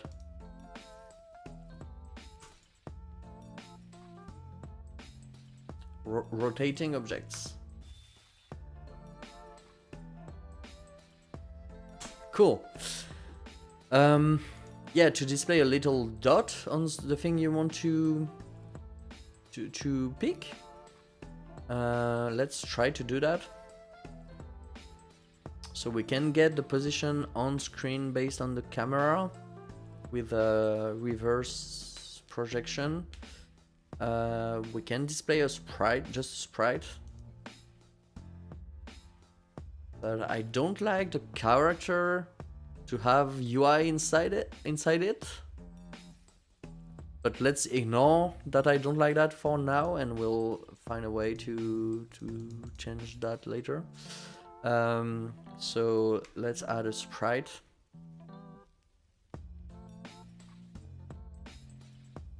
(2D) with gradient texture 2D. What color should we?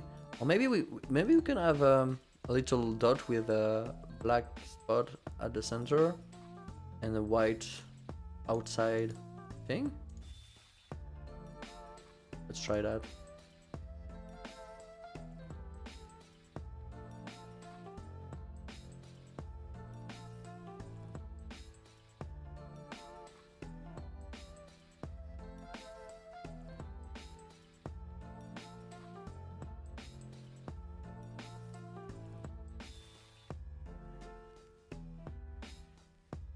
Okay, that will work. Okay, and then we need to move that at the right place where I see the object. So this is going to be in the process. If there's an object, so if collider, if get collider.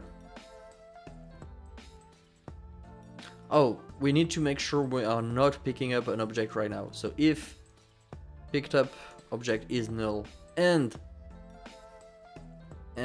that we have a collider, then we can get the collider global position.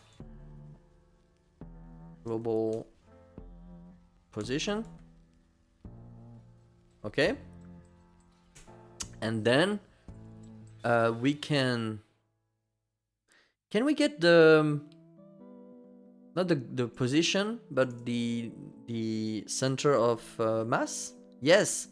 Okay, let's get the center of mass. It's going to be even better. So get collider center of mass. You know what?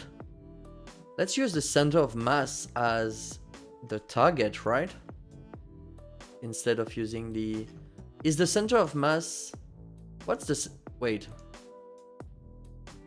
Is the center of mass local, global? Relative to the body's origin position. Okay, so we need to add that to the global position. So let's create object center of mass, global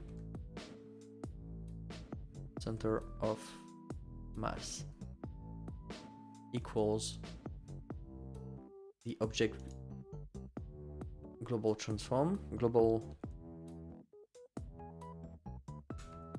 position plus the center of mass. Okay, will that make sense?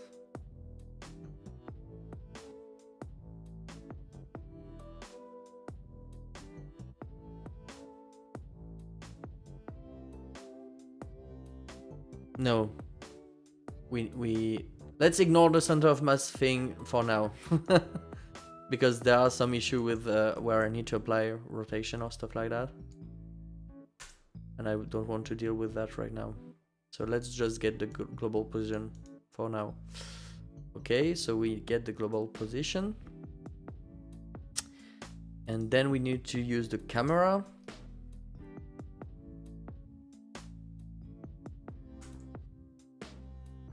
And then we need to get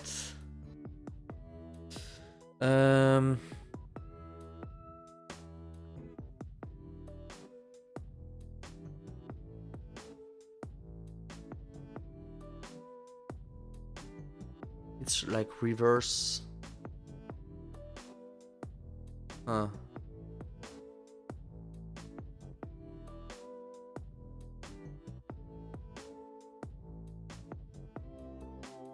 It's like reverse projection.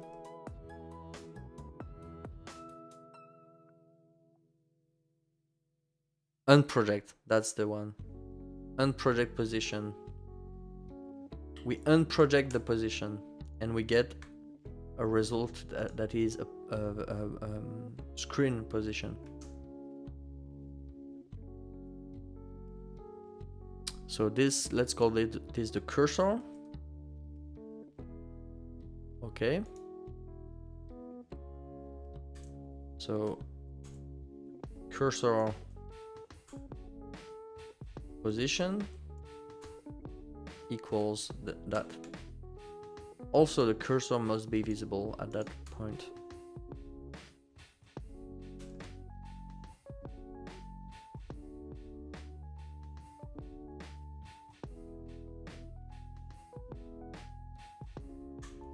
Okay, and just the scale, I think might be a bit too high. So let's scale it down. Okay, let's try.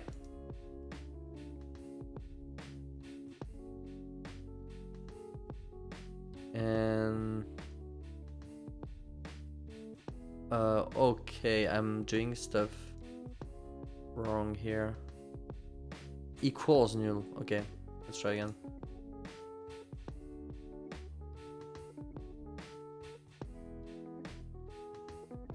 Oh, that's cool.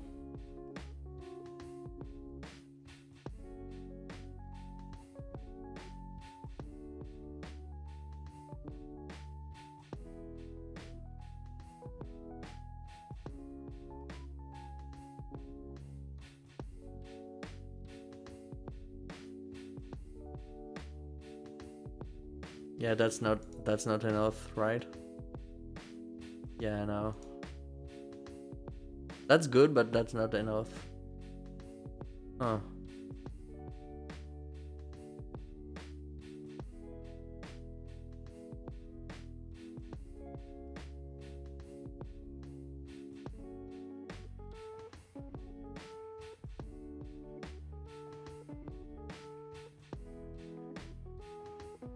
That's good.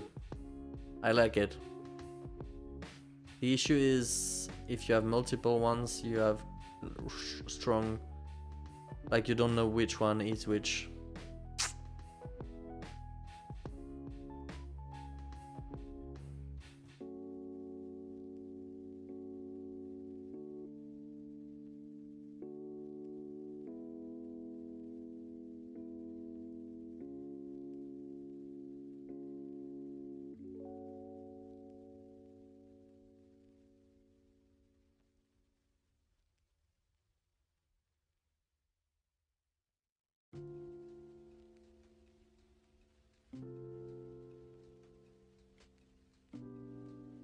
It's so hard to get them.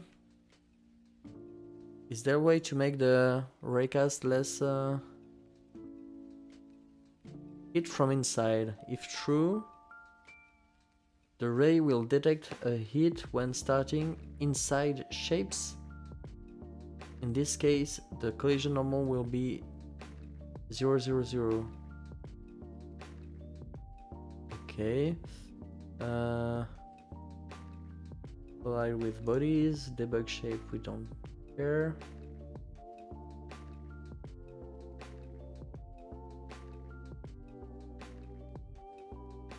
So no, I don't think we have a way of I don't even know what I wanted to do. Okay, so what's the next option? The next option could be to, yeah, outline makes the most sense. But I don't know how to deal with that because, like, the collision is being made with a collider. The collider is an object with a collision shape. Is a rigid body with a collision shape, but the mesh, like, you could have multiple meshes, you could have sprites, it could be anything, you know. So there's two ways of dealing with that. Either I could create a standardized mesh, a standard outline mesh that all the pickable object I will have to create an outline mesh for all the pickable objects. That's the first option. I don't like this option, but that's an option. Second possible option is to try to find all the meshes programmatically from the rigid body and do something to them, but then I need to revert it another possibility is to only make sure all the pickable objects only have one mesh. I'm not sure yet what to do.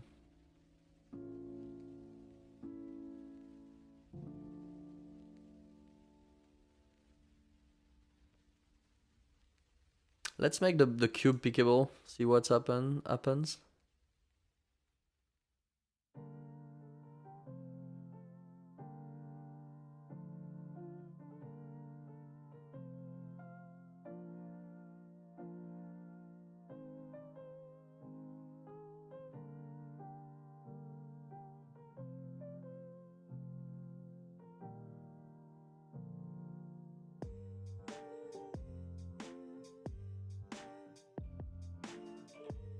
It's a bit too close to me, but it works. Oh yeah, I'm going to be able to make the Banjo-Kazooie glitch. Or I can lift something I'm going on to. Yes, let's go! the OG bug. We fly. We can fly. No! No! Okay, that's not a big deal. We can fly again. Let's go.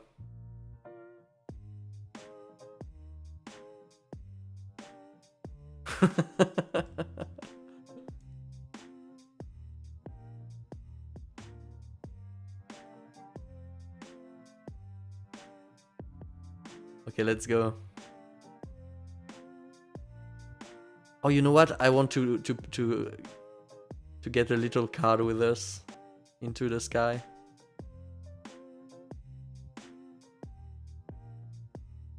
Now it's an out of level experience at least. Okay, let's go. No, not the card. We need the card with us. Okay, let's get the card here. Okay, enough flying around. The cube should not be pickable.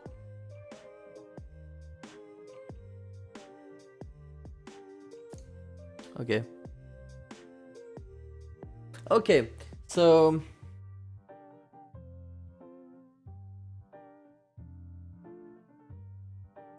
what other solutions do we have? Oh, the scale.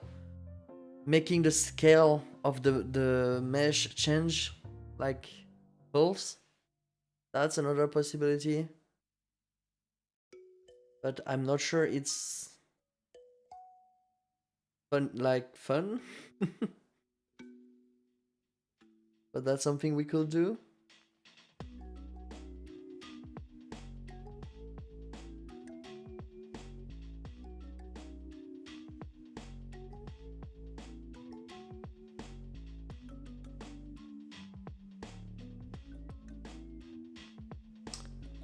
We could do something really strange.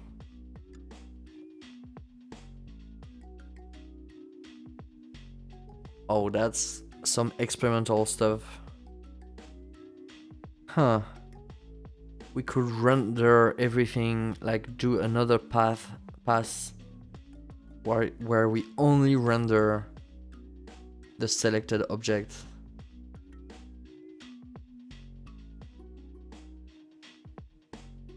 Huh. That's something I want to try at least. That seems funny.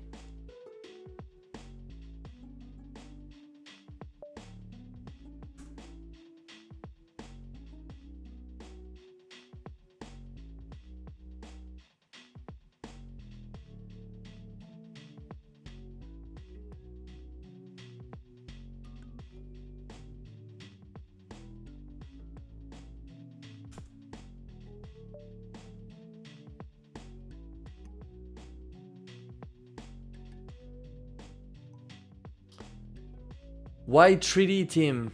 Hi, Canal the Games. Why 3D? Why 3D?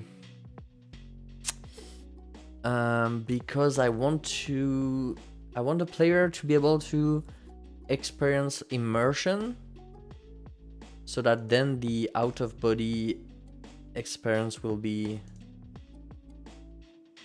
more interesting. Because if you do 2D, I don't see how you make, like, 2D is out of body already.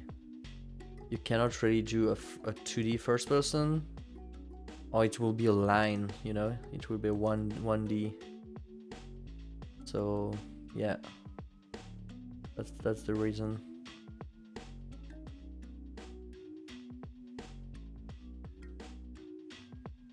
Oh wait, I never played with this. What? They don't interact with each other? Why? That's strange.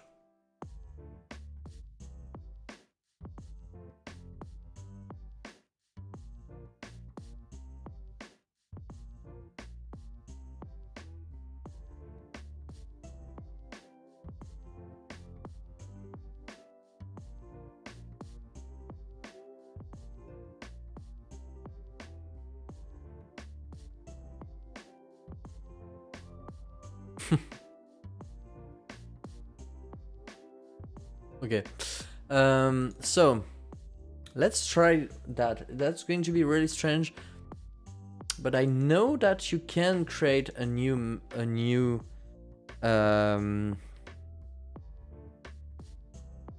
let's create an entire new viewport.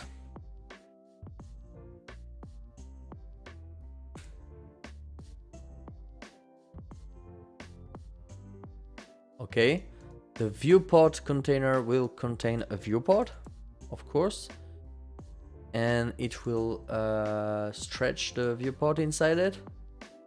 Okay, let's see what's happening if we do that. Yeah, of course. But then if we put the camera inside this new viewport,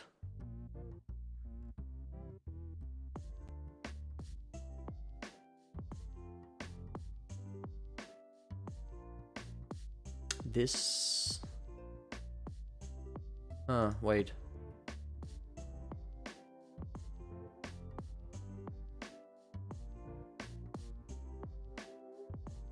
How do I render anything inside this viewport? Do I need to have a cloned camera here? Let's try that.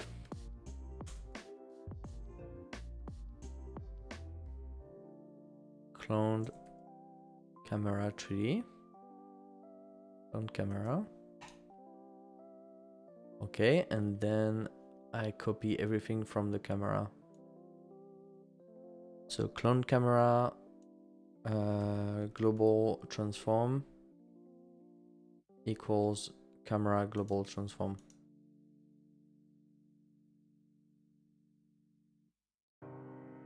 Okay. The FOV too. FOV. I'm not sure I'm going to change anything else, so that's good. Let's try. Okay. Now the sub viewport. Okay, wait. Does that work?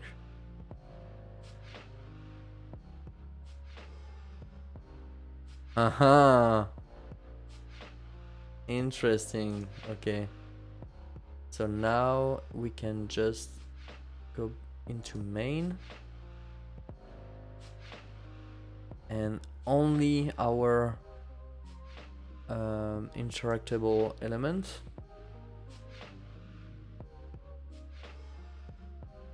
we put it on another visual instant layer, and that should be the only one we can see. Yes, that's the only one we can see.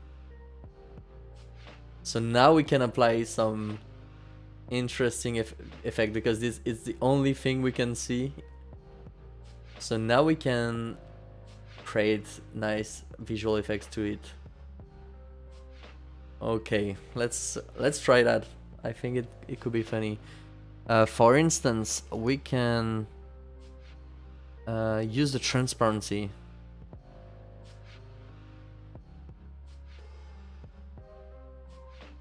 Where is it?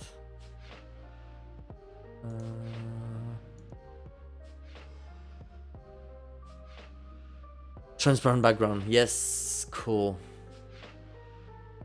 Okay.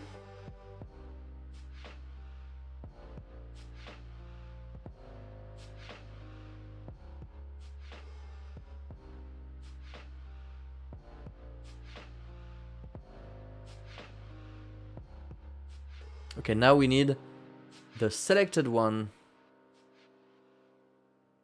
to be here like that.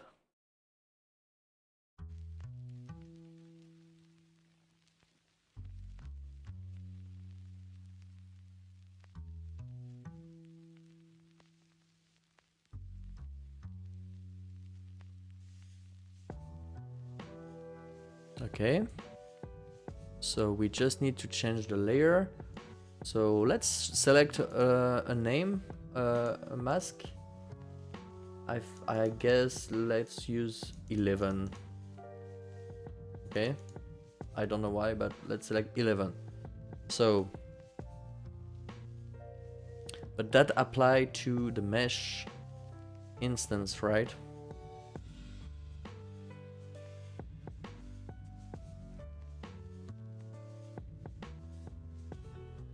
Yeah.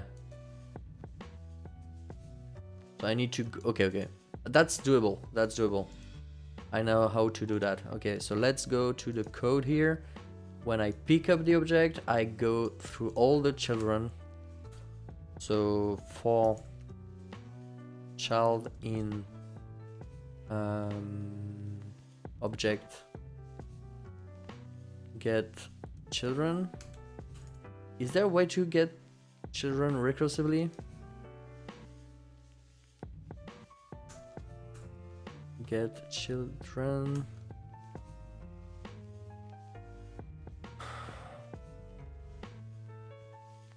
I'm not sure, so we need to create some functions. So function make all children change all children visual instance layer. That's a big name for a function.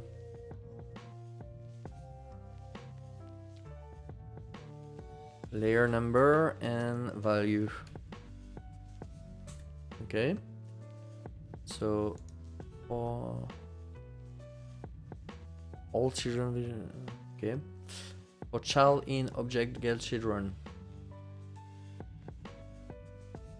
Why all children? Change visual instance layers layer recursively.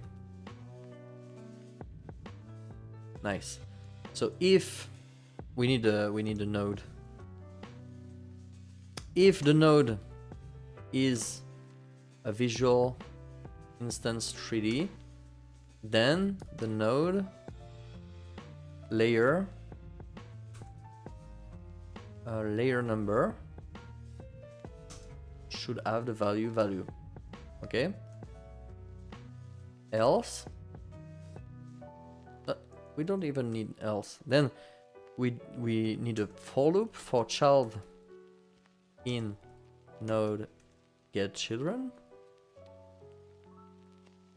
Okay, we get all the children from this node.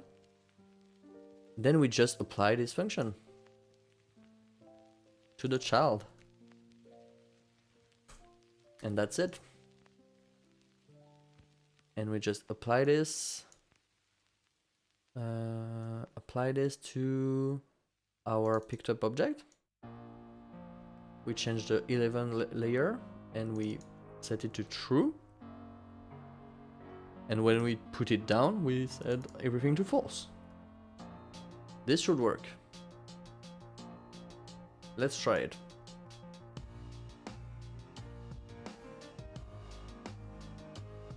Okay, we need to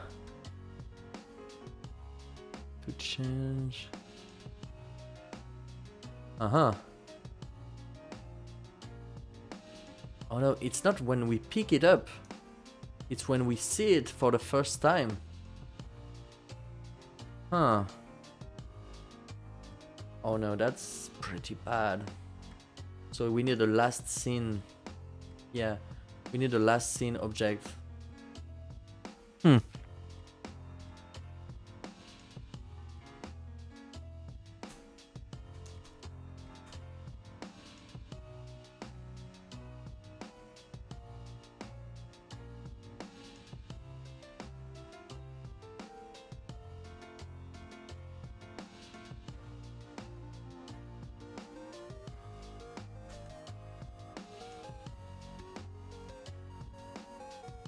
Last pickable object equals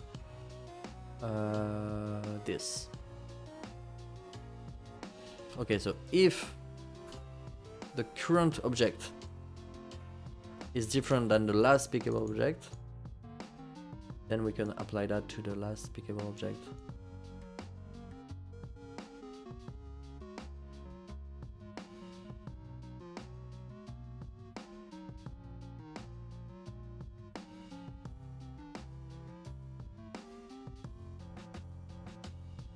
And this to the new one.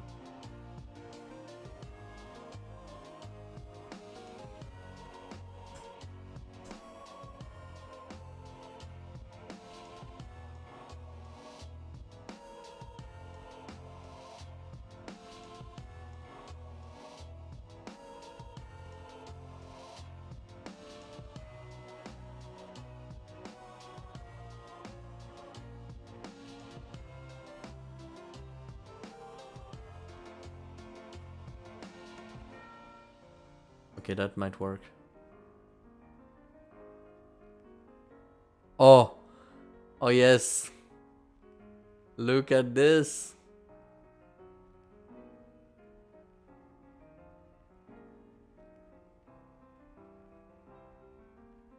Okay, that's we're getting somewhere.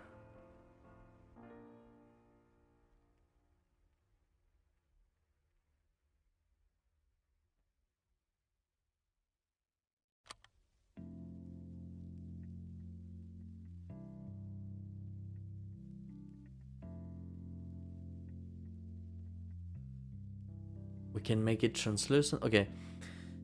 We need to select what we can make a. I think we can apply a new world to this, but I'm not sure it will work. Like a new environment with like a lot of light. Let's try this, but I'm not sure it will work.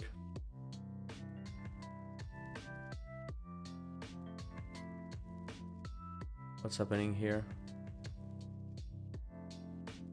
It doesn't work anymore.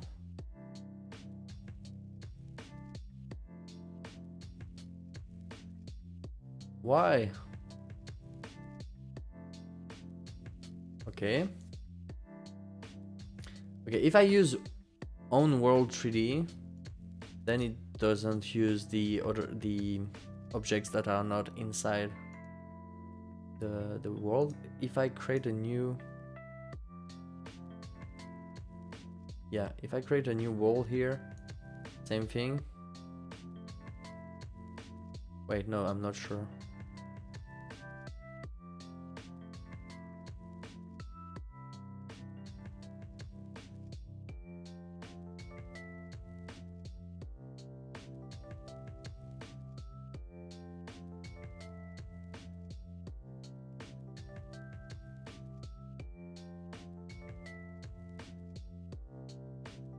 Yeah.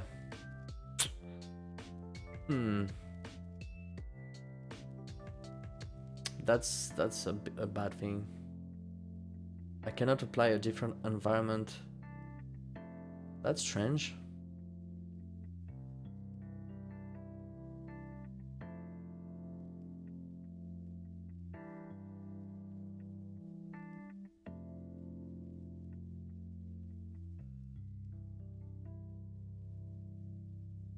I can apply a shader. Let's do that. Let's do that. That's enough. Okay, let's add a let's apply a shader to that.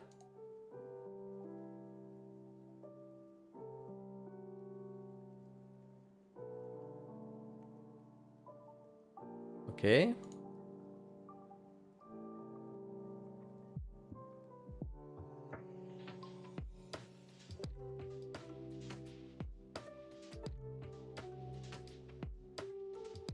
So can we have the texture from the color input? For instance, if I use a new color constant, white, will it work? Yes, okay, cool. That's really cool. Oh yes. Then I can just use some transparency.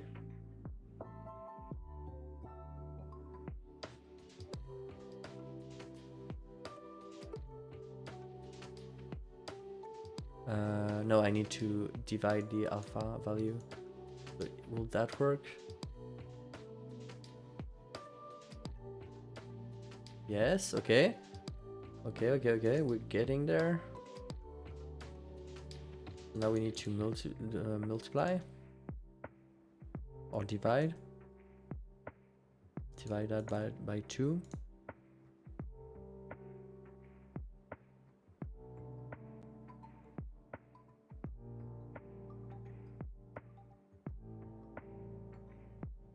Okay, honestly,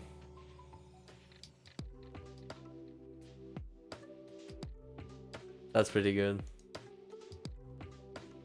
We need to not show it when we are picking it up.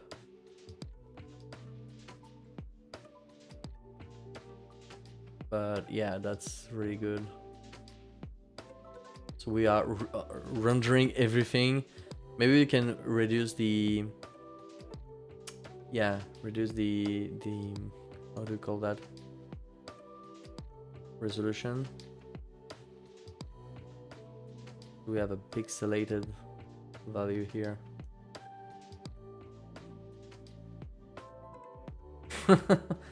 Do we want a pixelated value like that? It could be a style. That way we don't have to render as much.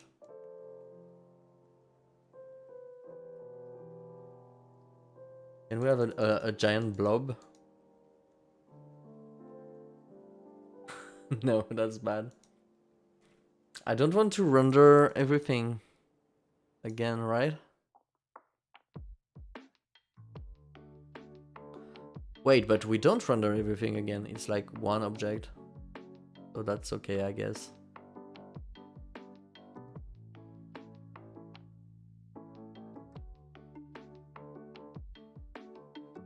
Okay. Let's fix some stuff that are not working. Maybe we don't need a cursor anymore. Will that work without the cursor?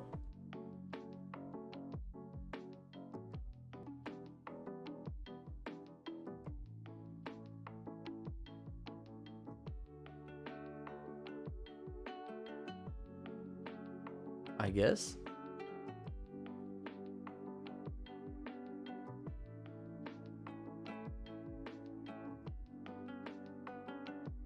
There's a bit of latency because I'm taking some time moving the camera.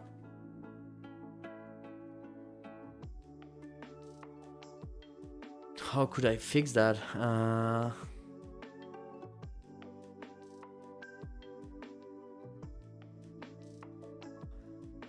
I could fix that by giving the order to move directly at the same time. I have the move camera somewhere. Move camera here. I use a twin. So I could twin at the same time the two cameras.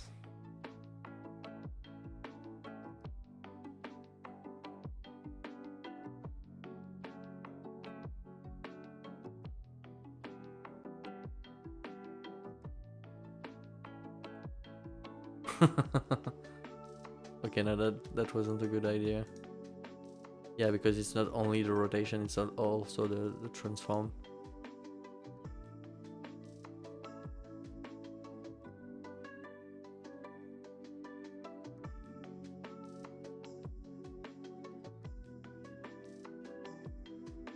It's one frame too late.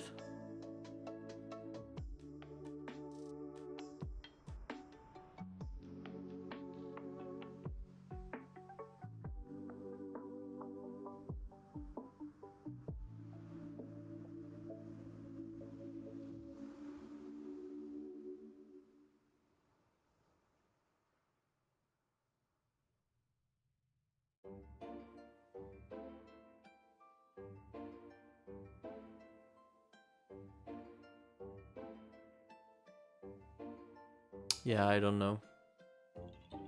Let's give up. Okay.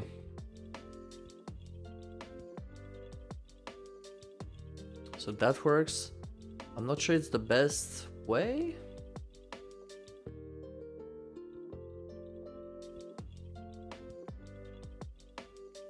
But it's pretty good.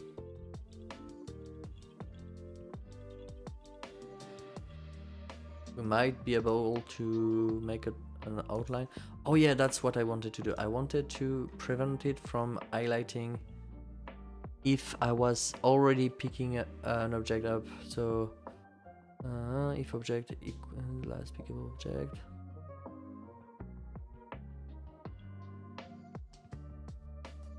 If picked up object equals null.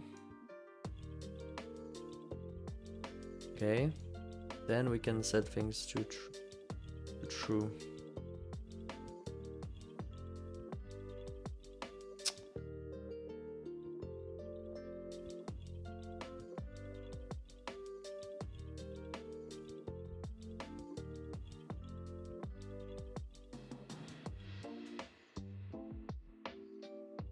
Can I just deactivate the... Yeah, I can disable this. That's how I... Yeah, that's perfect. I can just disable when I pick it up and re-enable when I put it down. So let's disable the object detector.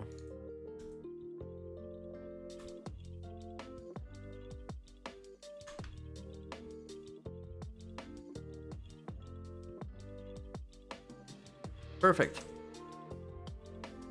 Let's try again.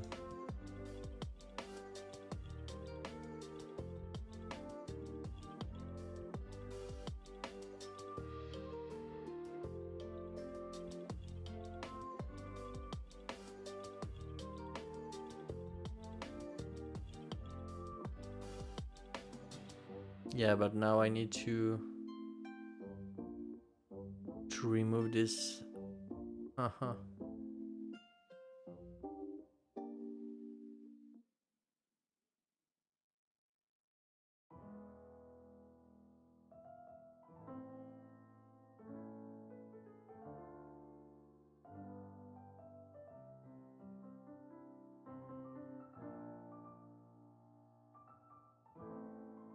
Hmm.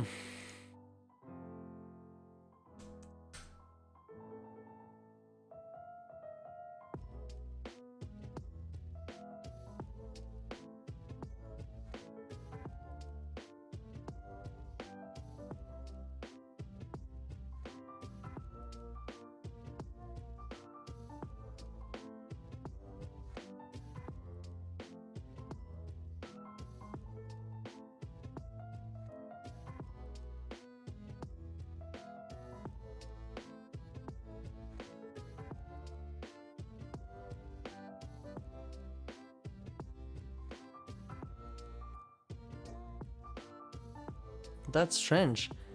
The object is not null. It's not going when we disable. Okay, that's very strange. When we disable the raycast, the object is not null. When we can try to get the collider, it doesn't go to null. That's strange, right? Because it's supposed to be disabled.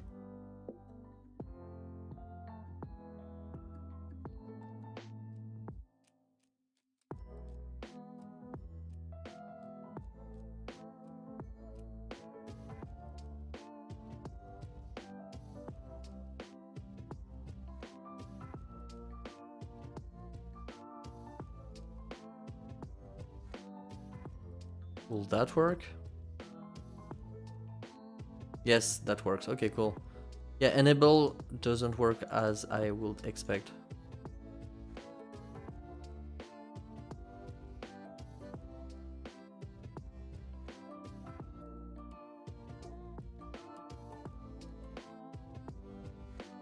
Okay, so now it works. I have a way to highlight objects to know which one I'm going to select.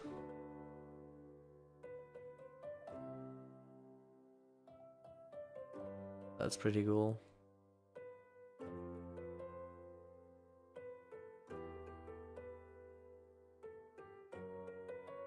Is there a way to make it a bit more pretty?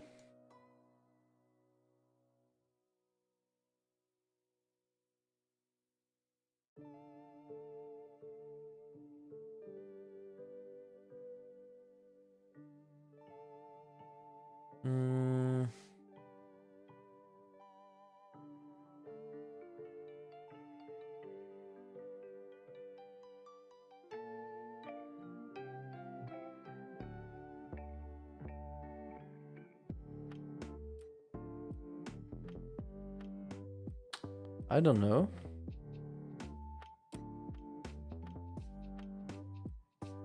Can change the color.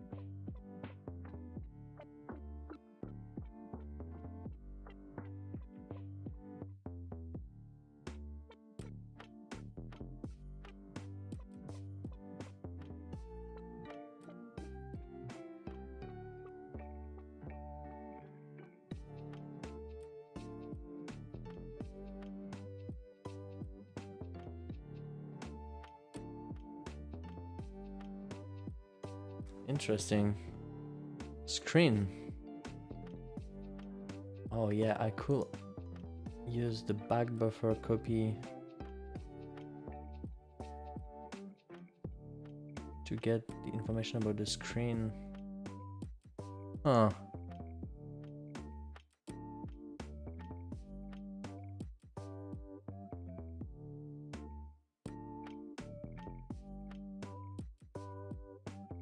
Let's try that.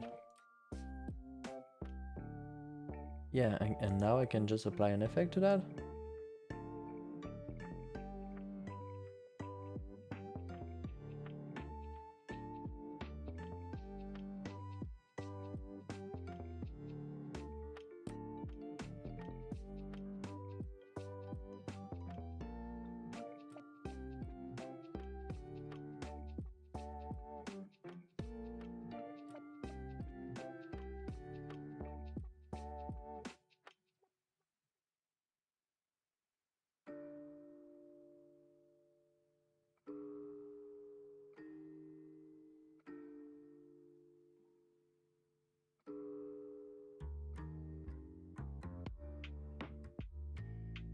Okay, that's a way of doing it. What else could we do?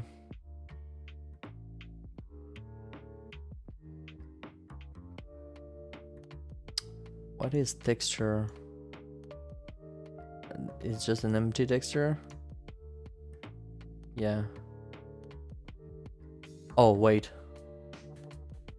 Oh, wait. That could be fun.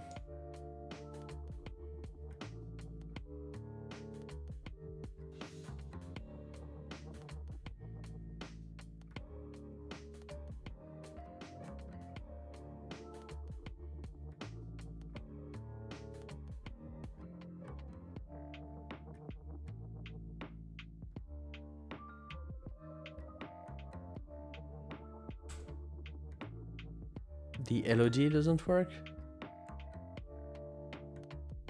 Why?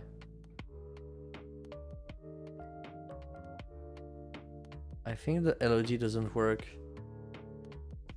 for the texture to, if I remember correctly, you need to call it from code or something?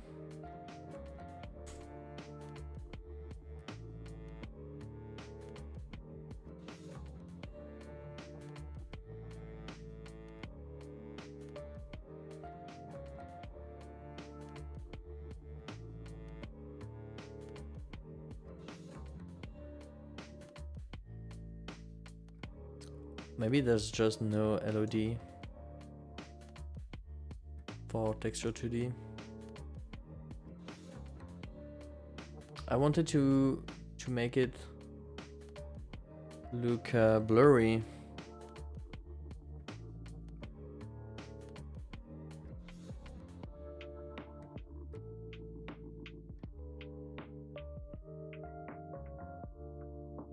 Godot texture 2D LOD shader blurry.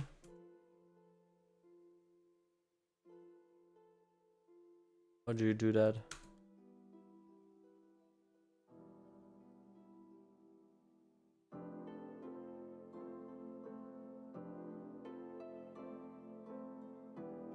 You need to enable filter flag in viewport texture because it's off by default. Okay, this, if this works.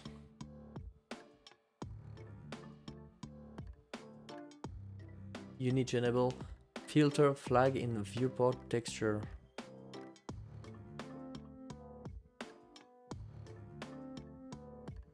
Filter flag.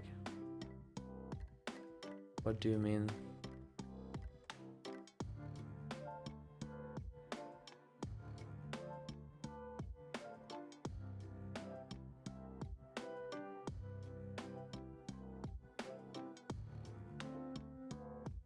Filter flag.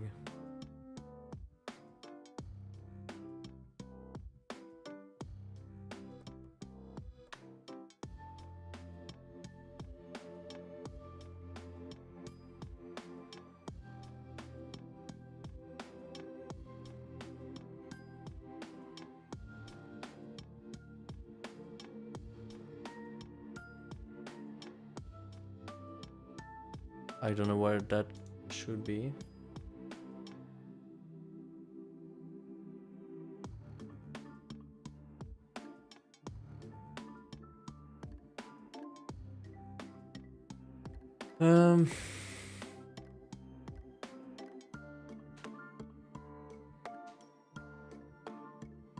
Convert to image and generate mip maps.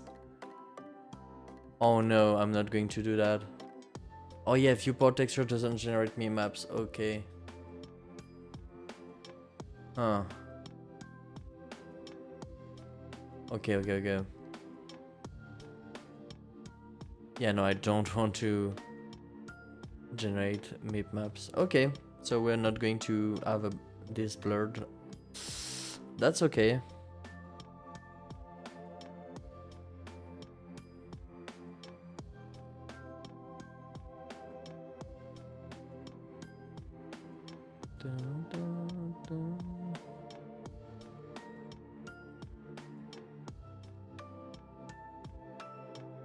So right now it looks like this.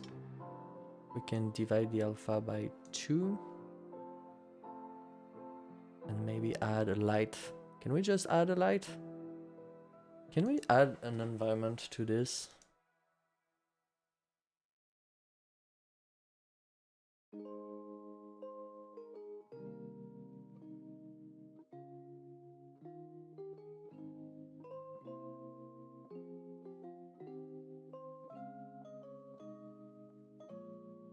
Whoa. Whoa, what's happening here? It's using this environment instead of using the other one. I don't like it.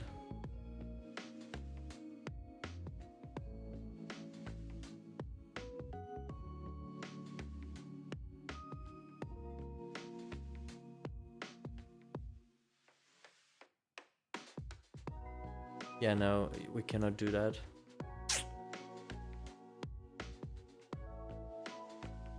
I wanted this environment to only maybe use a glow shader just for the selected card. A glow shader. What do you mean a glow shader? I cannot use a different world environment for some reason. If I use own world 3D, then it just disappear.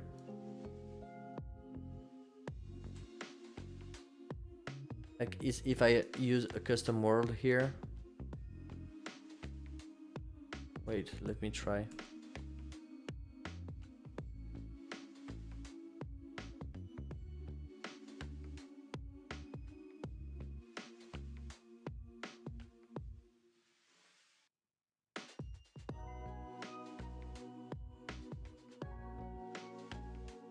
Yeah, no, if I use a custom environment, it doesn't render.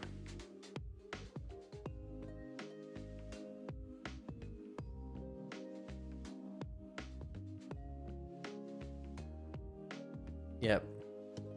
So I cannot use a custom environment here.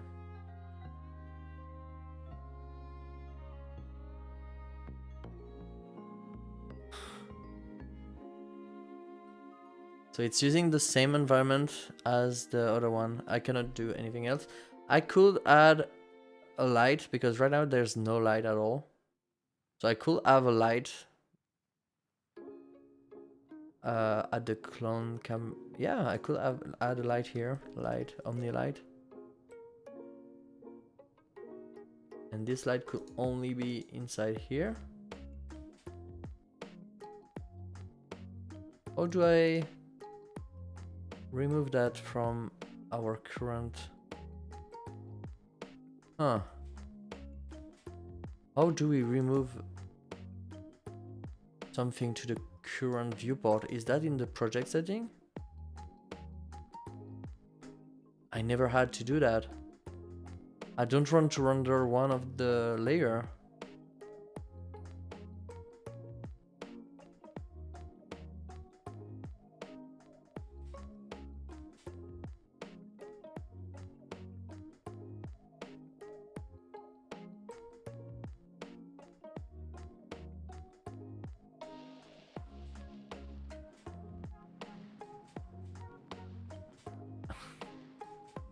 Maybe it's the camera? Maybe it's something in the camera that I can change? Yes. Okay, I can change that in the camera itself. Oh, wait!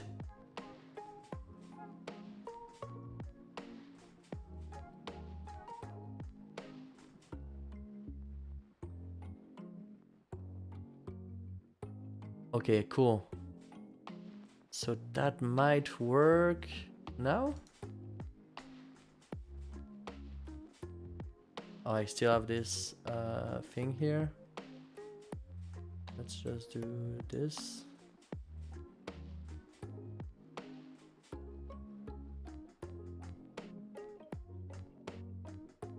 Okay. So now I have a light. So the object. Okay, that's better. I don't know. I don't know what I think about it, but what I like is we can still see the shape of it.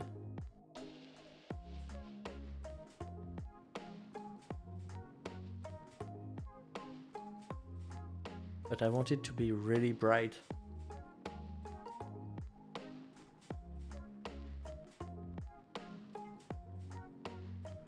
But now we don't see the... we don't see anything anymore.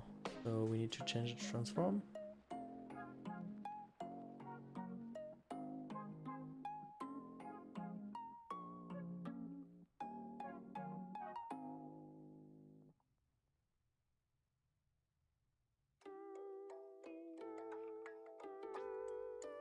Let's add a mesh instance to the lamp to know where it is.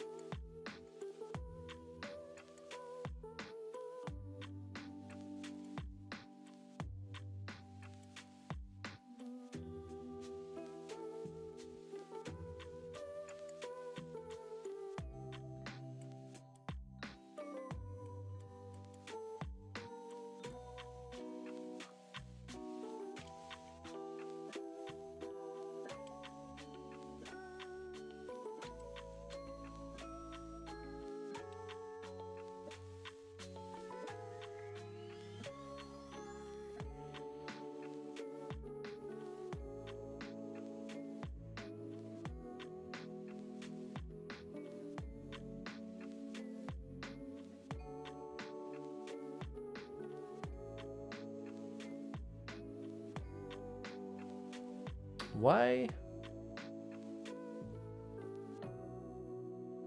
can I see it?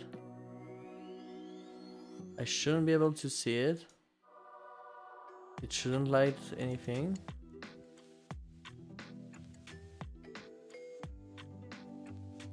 Huh.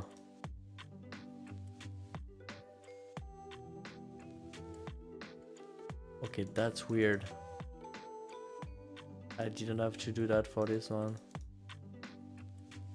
Okay, that's strange.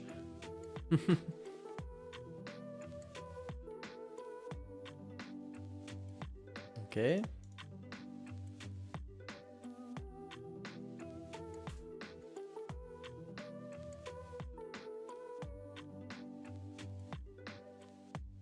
Why is it doing this? What's happening here?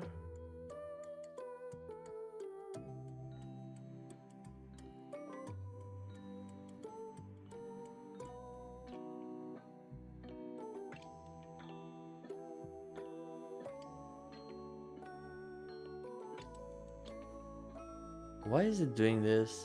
Like, there's two lights. Why it's left, right, left, right? That's strange. Like, yes, there's two lights. Why is it going from one to the other?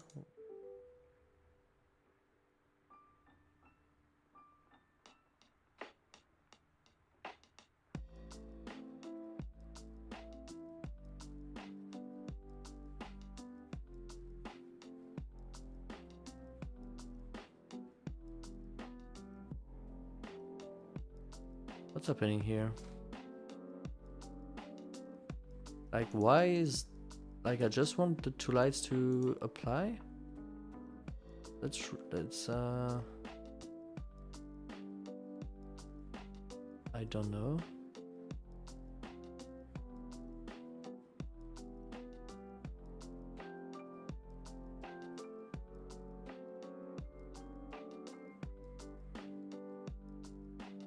Maybe it's not visible. Maybe it's some optimization stuff where it's not supposed to be visible. I don't know.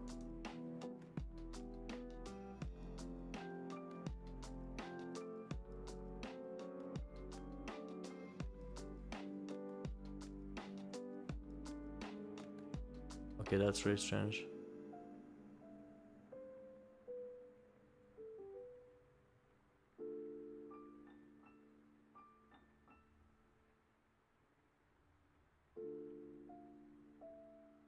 What's going on?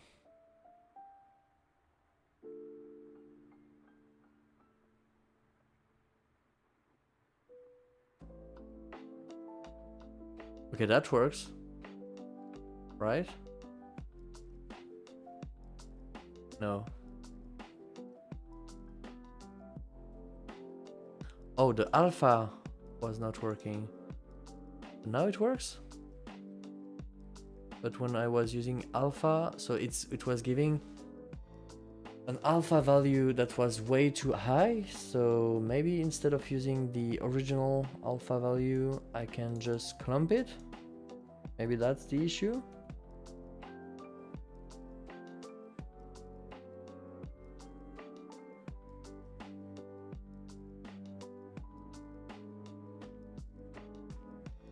No, that's really strange.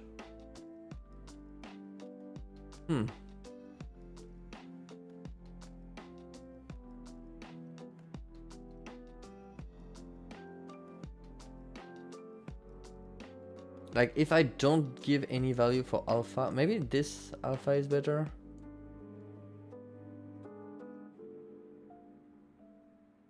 No. So yeah, alpha is completely broken because if I don't give this, then it's perfect. Like, it's giving the right results, okay? If I don't change the alpha value. But then if I use the alpha value, like this is working, but if I use the alpha value from here, okay, so it's still working here, but if I divide by 2 the alpha value, it doesn't work at all anymore. for some reason. That's really strange. I never had this issue before.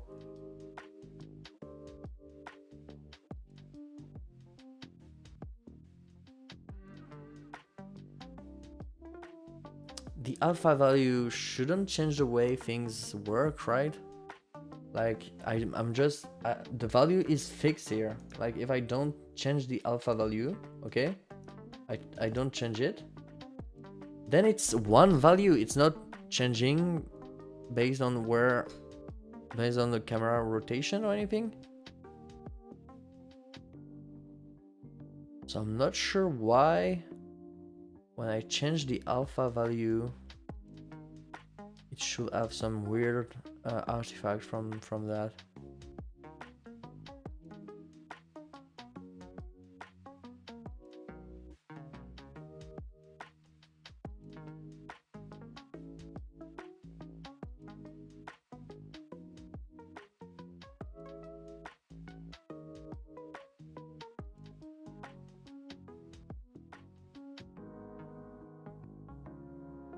That's sad because I like the... maybe I don't need an alpha value. Maybe I can just leave it like that.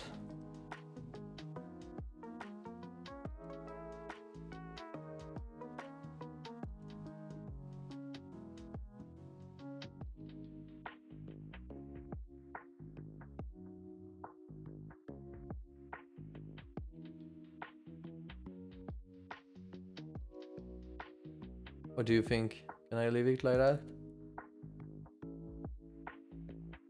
Yes, I think we can leave it like that.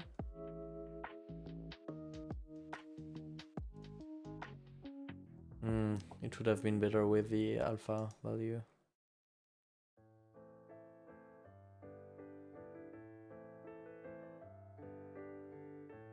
But wait, maybe we don't... maybe we don't need a shader. Maybe we can just change the modulation.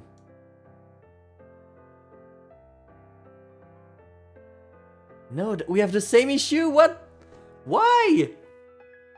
Why? I'm not even using a shader anymore. So this is not a picture. The alpha value. That's crazy. Like what? Like how this? I don't even understand the issue here.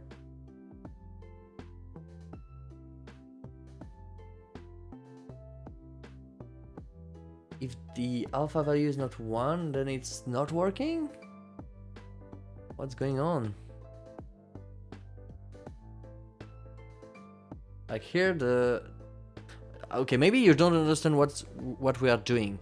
If it works, it works. Yeah, but... okay, so just let me explain what we are trying to do and what we are doing. What we are doing is we are rendering everything again, but only this object. So that's why here, if we don't use transparent background, we are rendering only this object. But I'm adding lights so that this object look brighter. The issue is when you do that, then the object is on top of everything else, and that means that we don't see the other objects. So for instance, if I take this one, I put it on top of the other, and then I look at this one, I want some transparency to be able to see that it's behind something, you know? So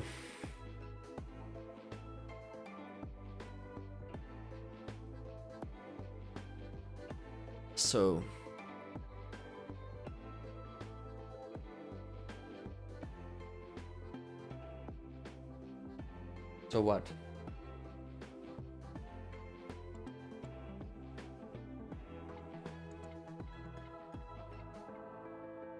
Wouldn't the other object need to be transparent then for that? For what you want? No. Okay. We are over imposing. We are displaying a second render of the entire world on top of everything else. That's what we are doing. Maybe that's not a good idea, but that's what we are doing right now.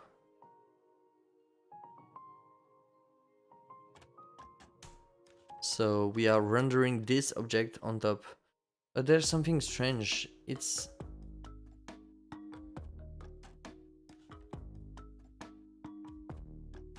Huh.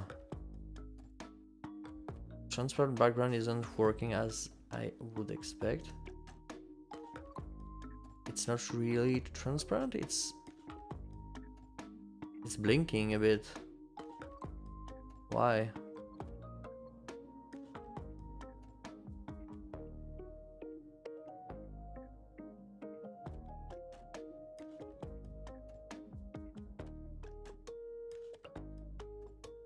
I think it's not a good solution. We need to abort this solution. Okay, that was a good idea. Is the rendering on top even needed? It's to be able to apply a visual difference to the object you're looking at. That's what we are doing with the rendering on top. Like if we are not rendering anything on top, we cannot, like we have no way of knowing which one we selected, you know? So by doing this, we can render the object a second time with a different lighting. That's the idea. But you could just tint it and keep the rendering order. Tint it. How do you... Yeah, but then I need to mess with changing the materials of the mesh, you know?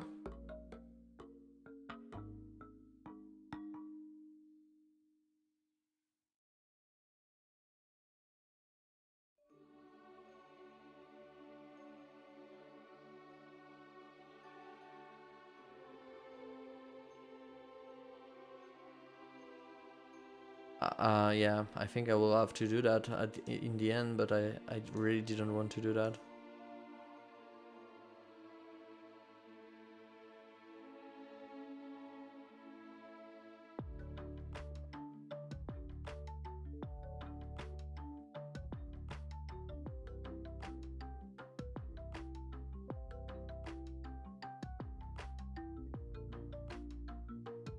Okay, let's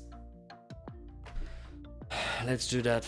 So what do we even do? Do we only change the mesh?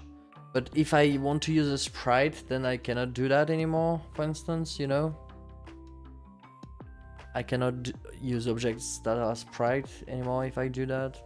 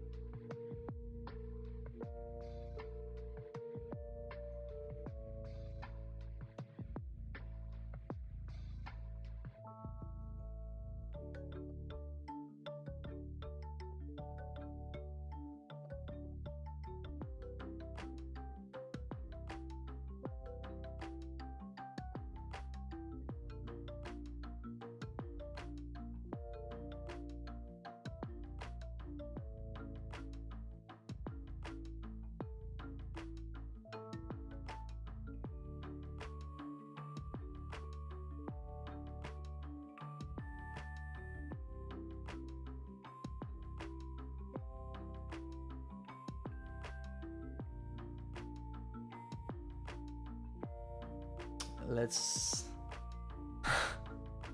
it was almost working, you know?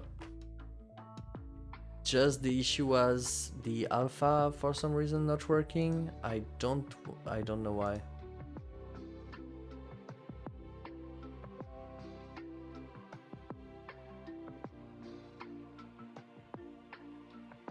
It's blinking.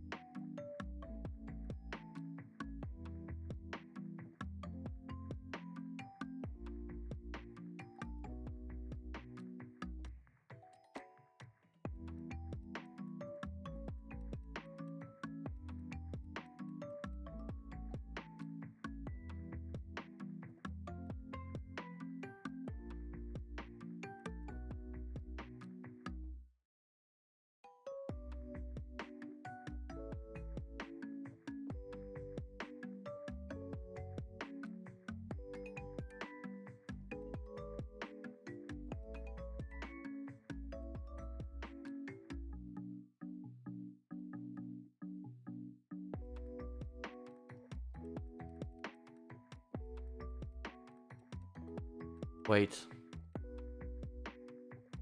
Wait.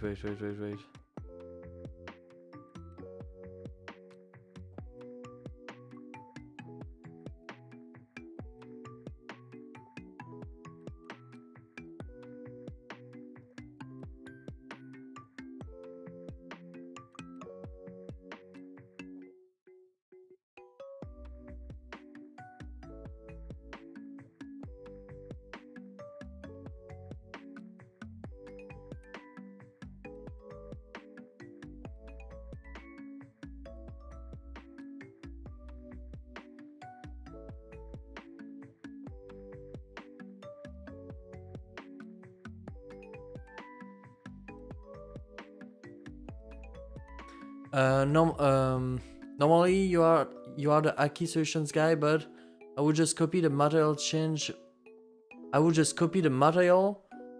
the hue, for example, and use override material on mouse over. But we don't even know. Okay, we don't even know if there's a material. Like meshes are weird. Like I don't know what I'm going to use in the game yet for the assets.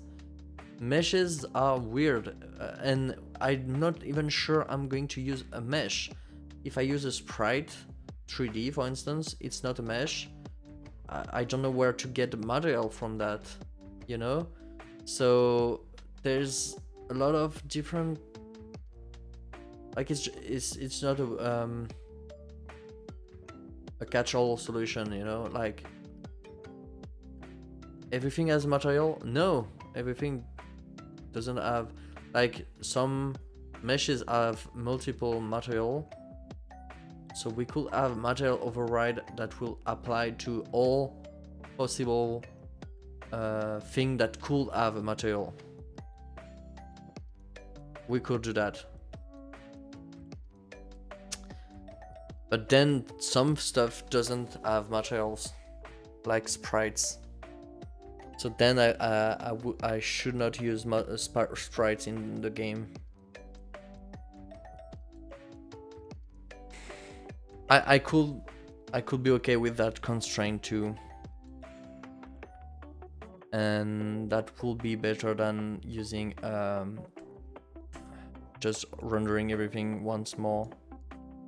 So let's try to do that. Let's try to do that at that point, because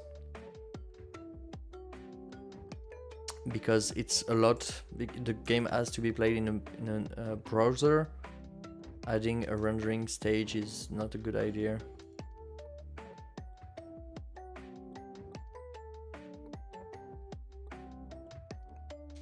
I don't see how sprites don't have a material. Maybe I'm misunderstanding. Let's try it.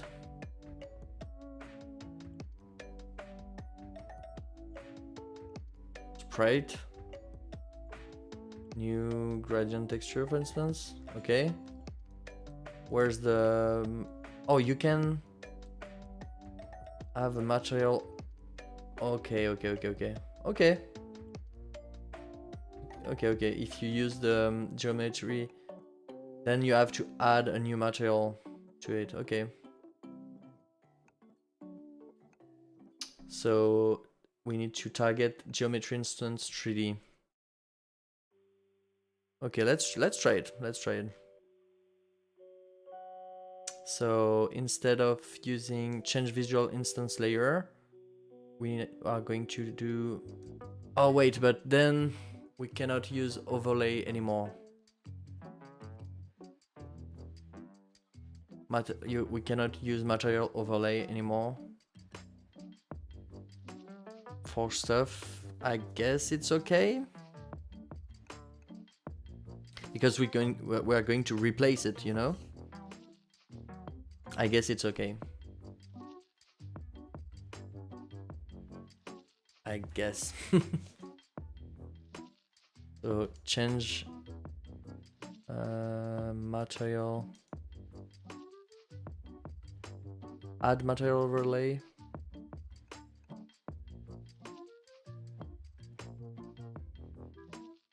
Recursively.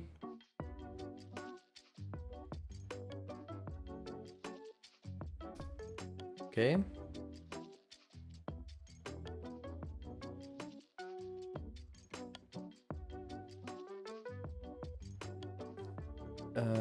Geometry instance 3D. Set material overlay equal material.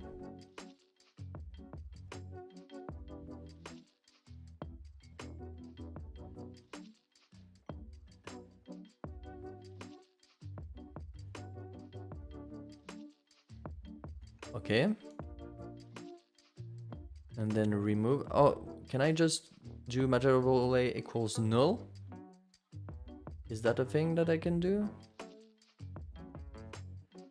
We'll try.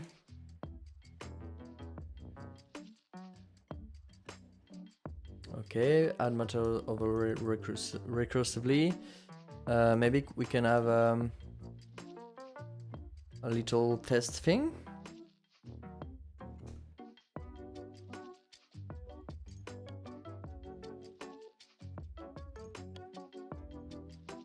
That's our test.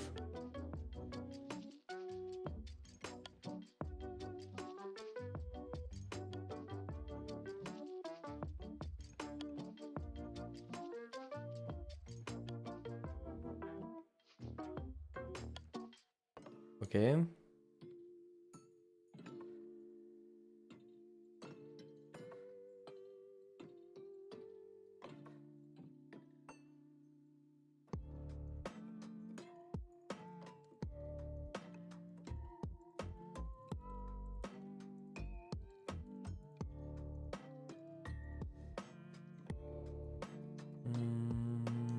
Add. Okay.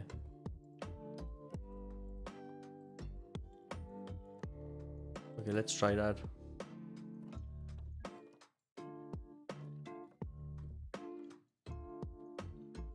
Test material. Test highlight material. Okay.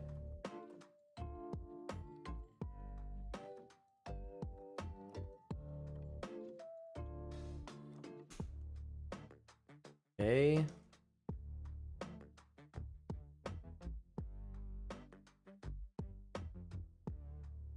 Hey, Rad Dev, what's up?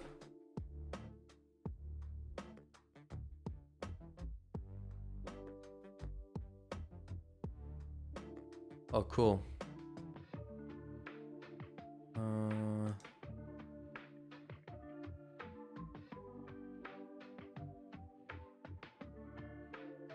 What?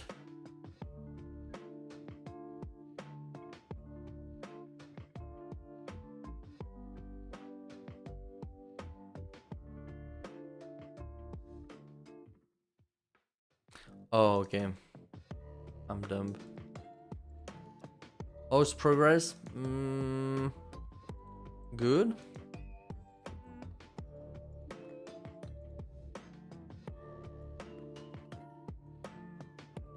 Yeah, okay, that works.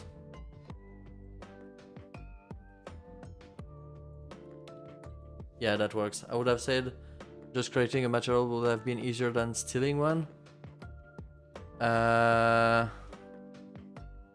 Yeah, but then I cannot visualize how it looks.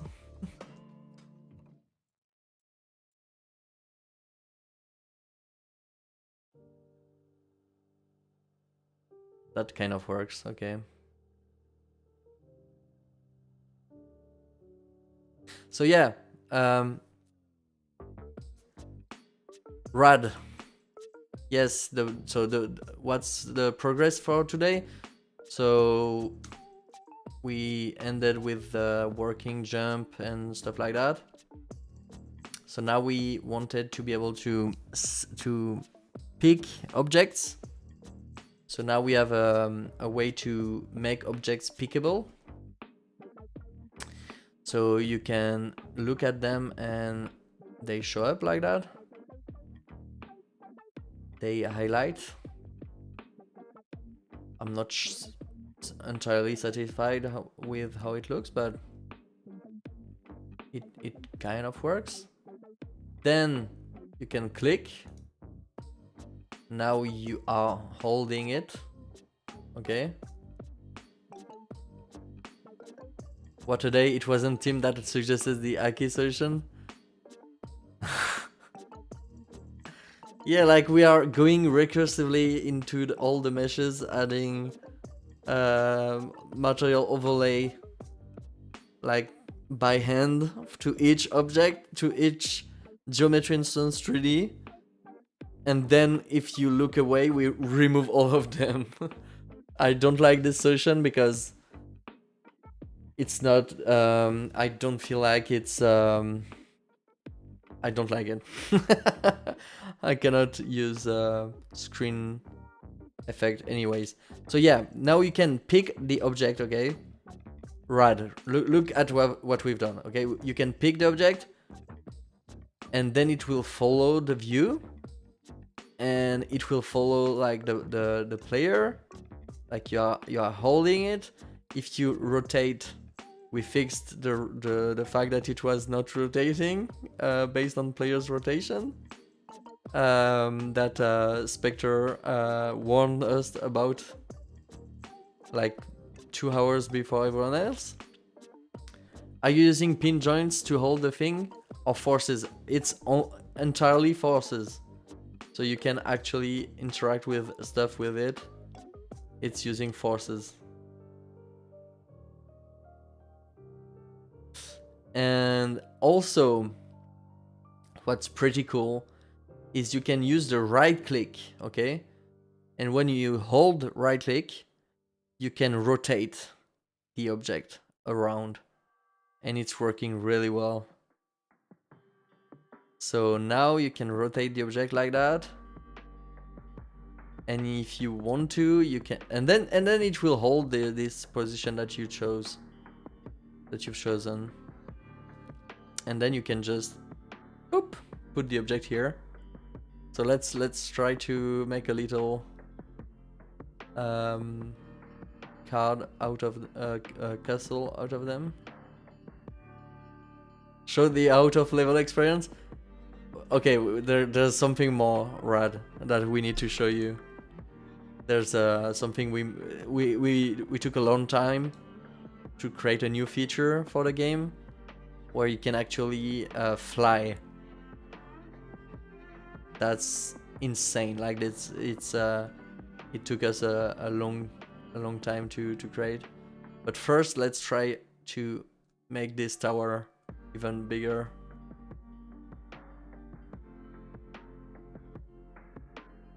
Okay. I never succeeded into making a big tower because I keep breaking the tower myself.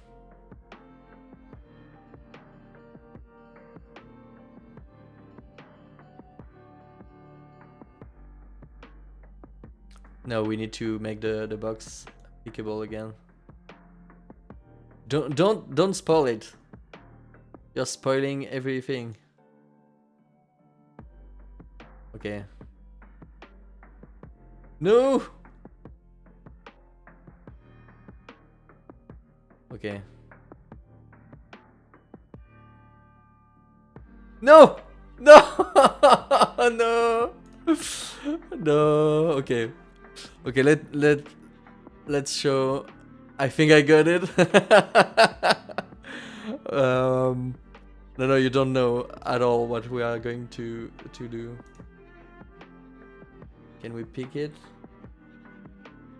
It should be pickable. Wait.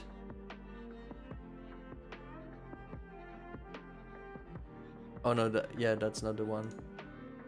We need this one. Okay, so I can make any object pickable, any rigid object pickable. So this one is pickable now.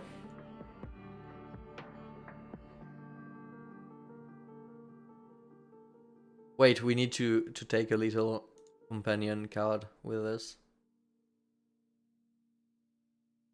for the fun, for the ride. Okay.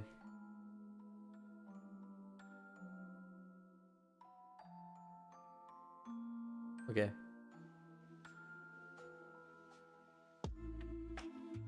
Okay, we failed. I cannot move anymore. I cannot move anymore. Oh no. Okay, I can move.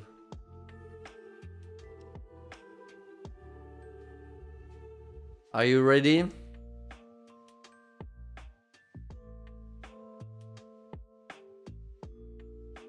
Let's go.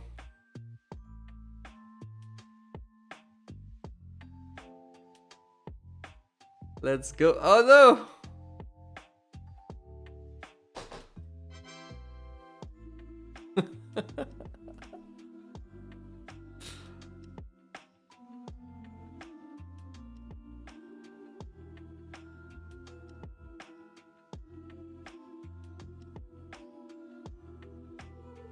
The ball is pickable too. Now. Oh yeah, but the ball is like really heavy. Gonna go smoke a cigarette. I might end the stream here. Can you do it with the card? Let's try. Oh. It's even funnier with the card. Woo! It's even funnier with the card. What's planned for the next stream?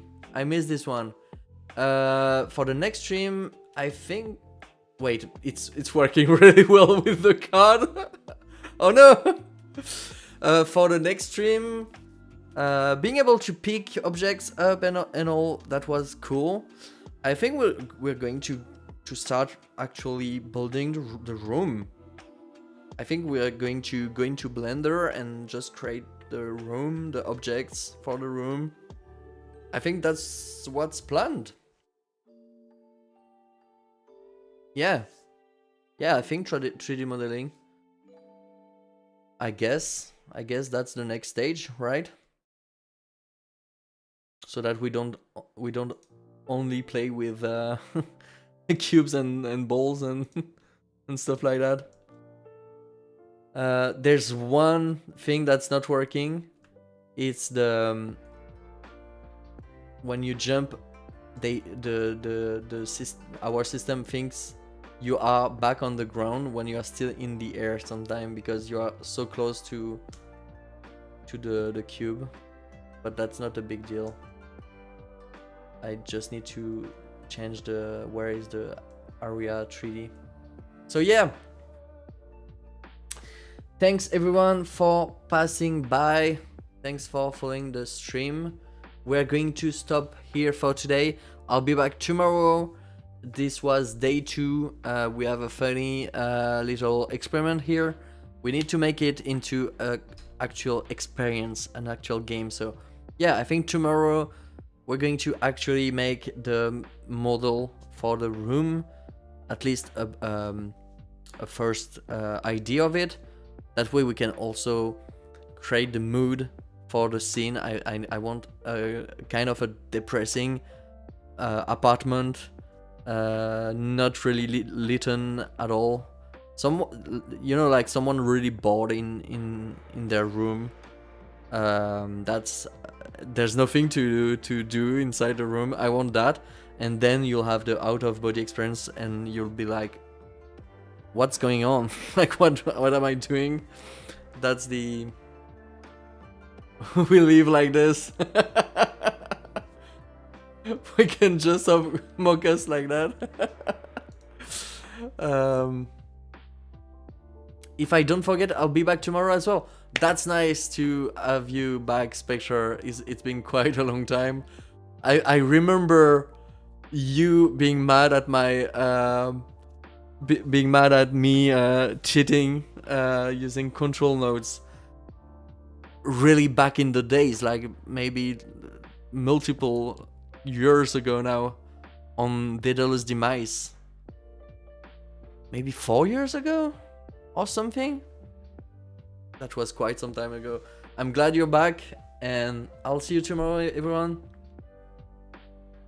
Bye!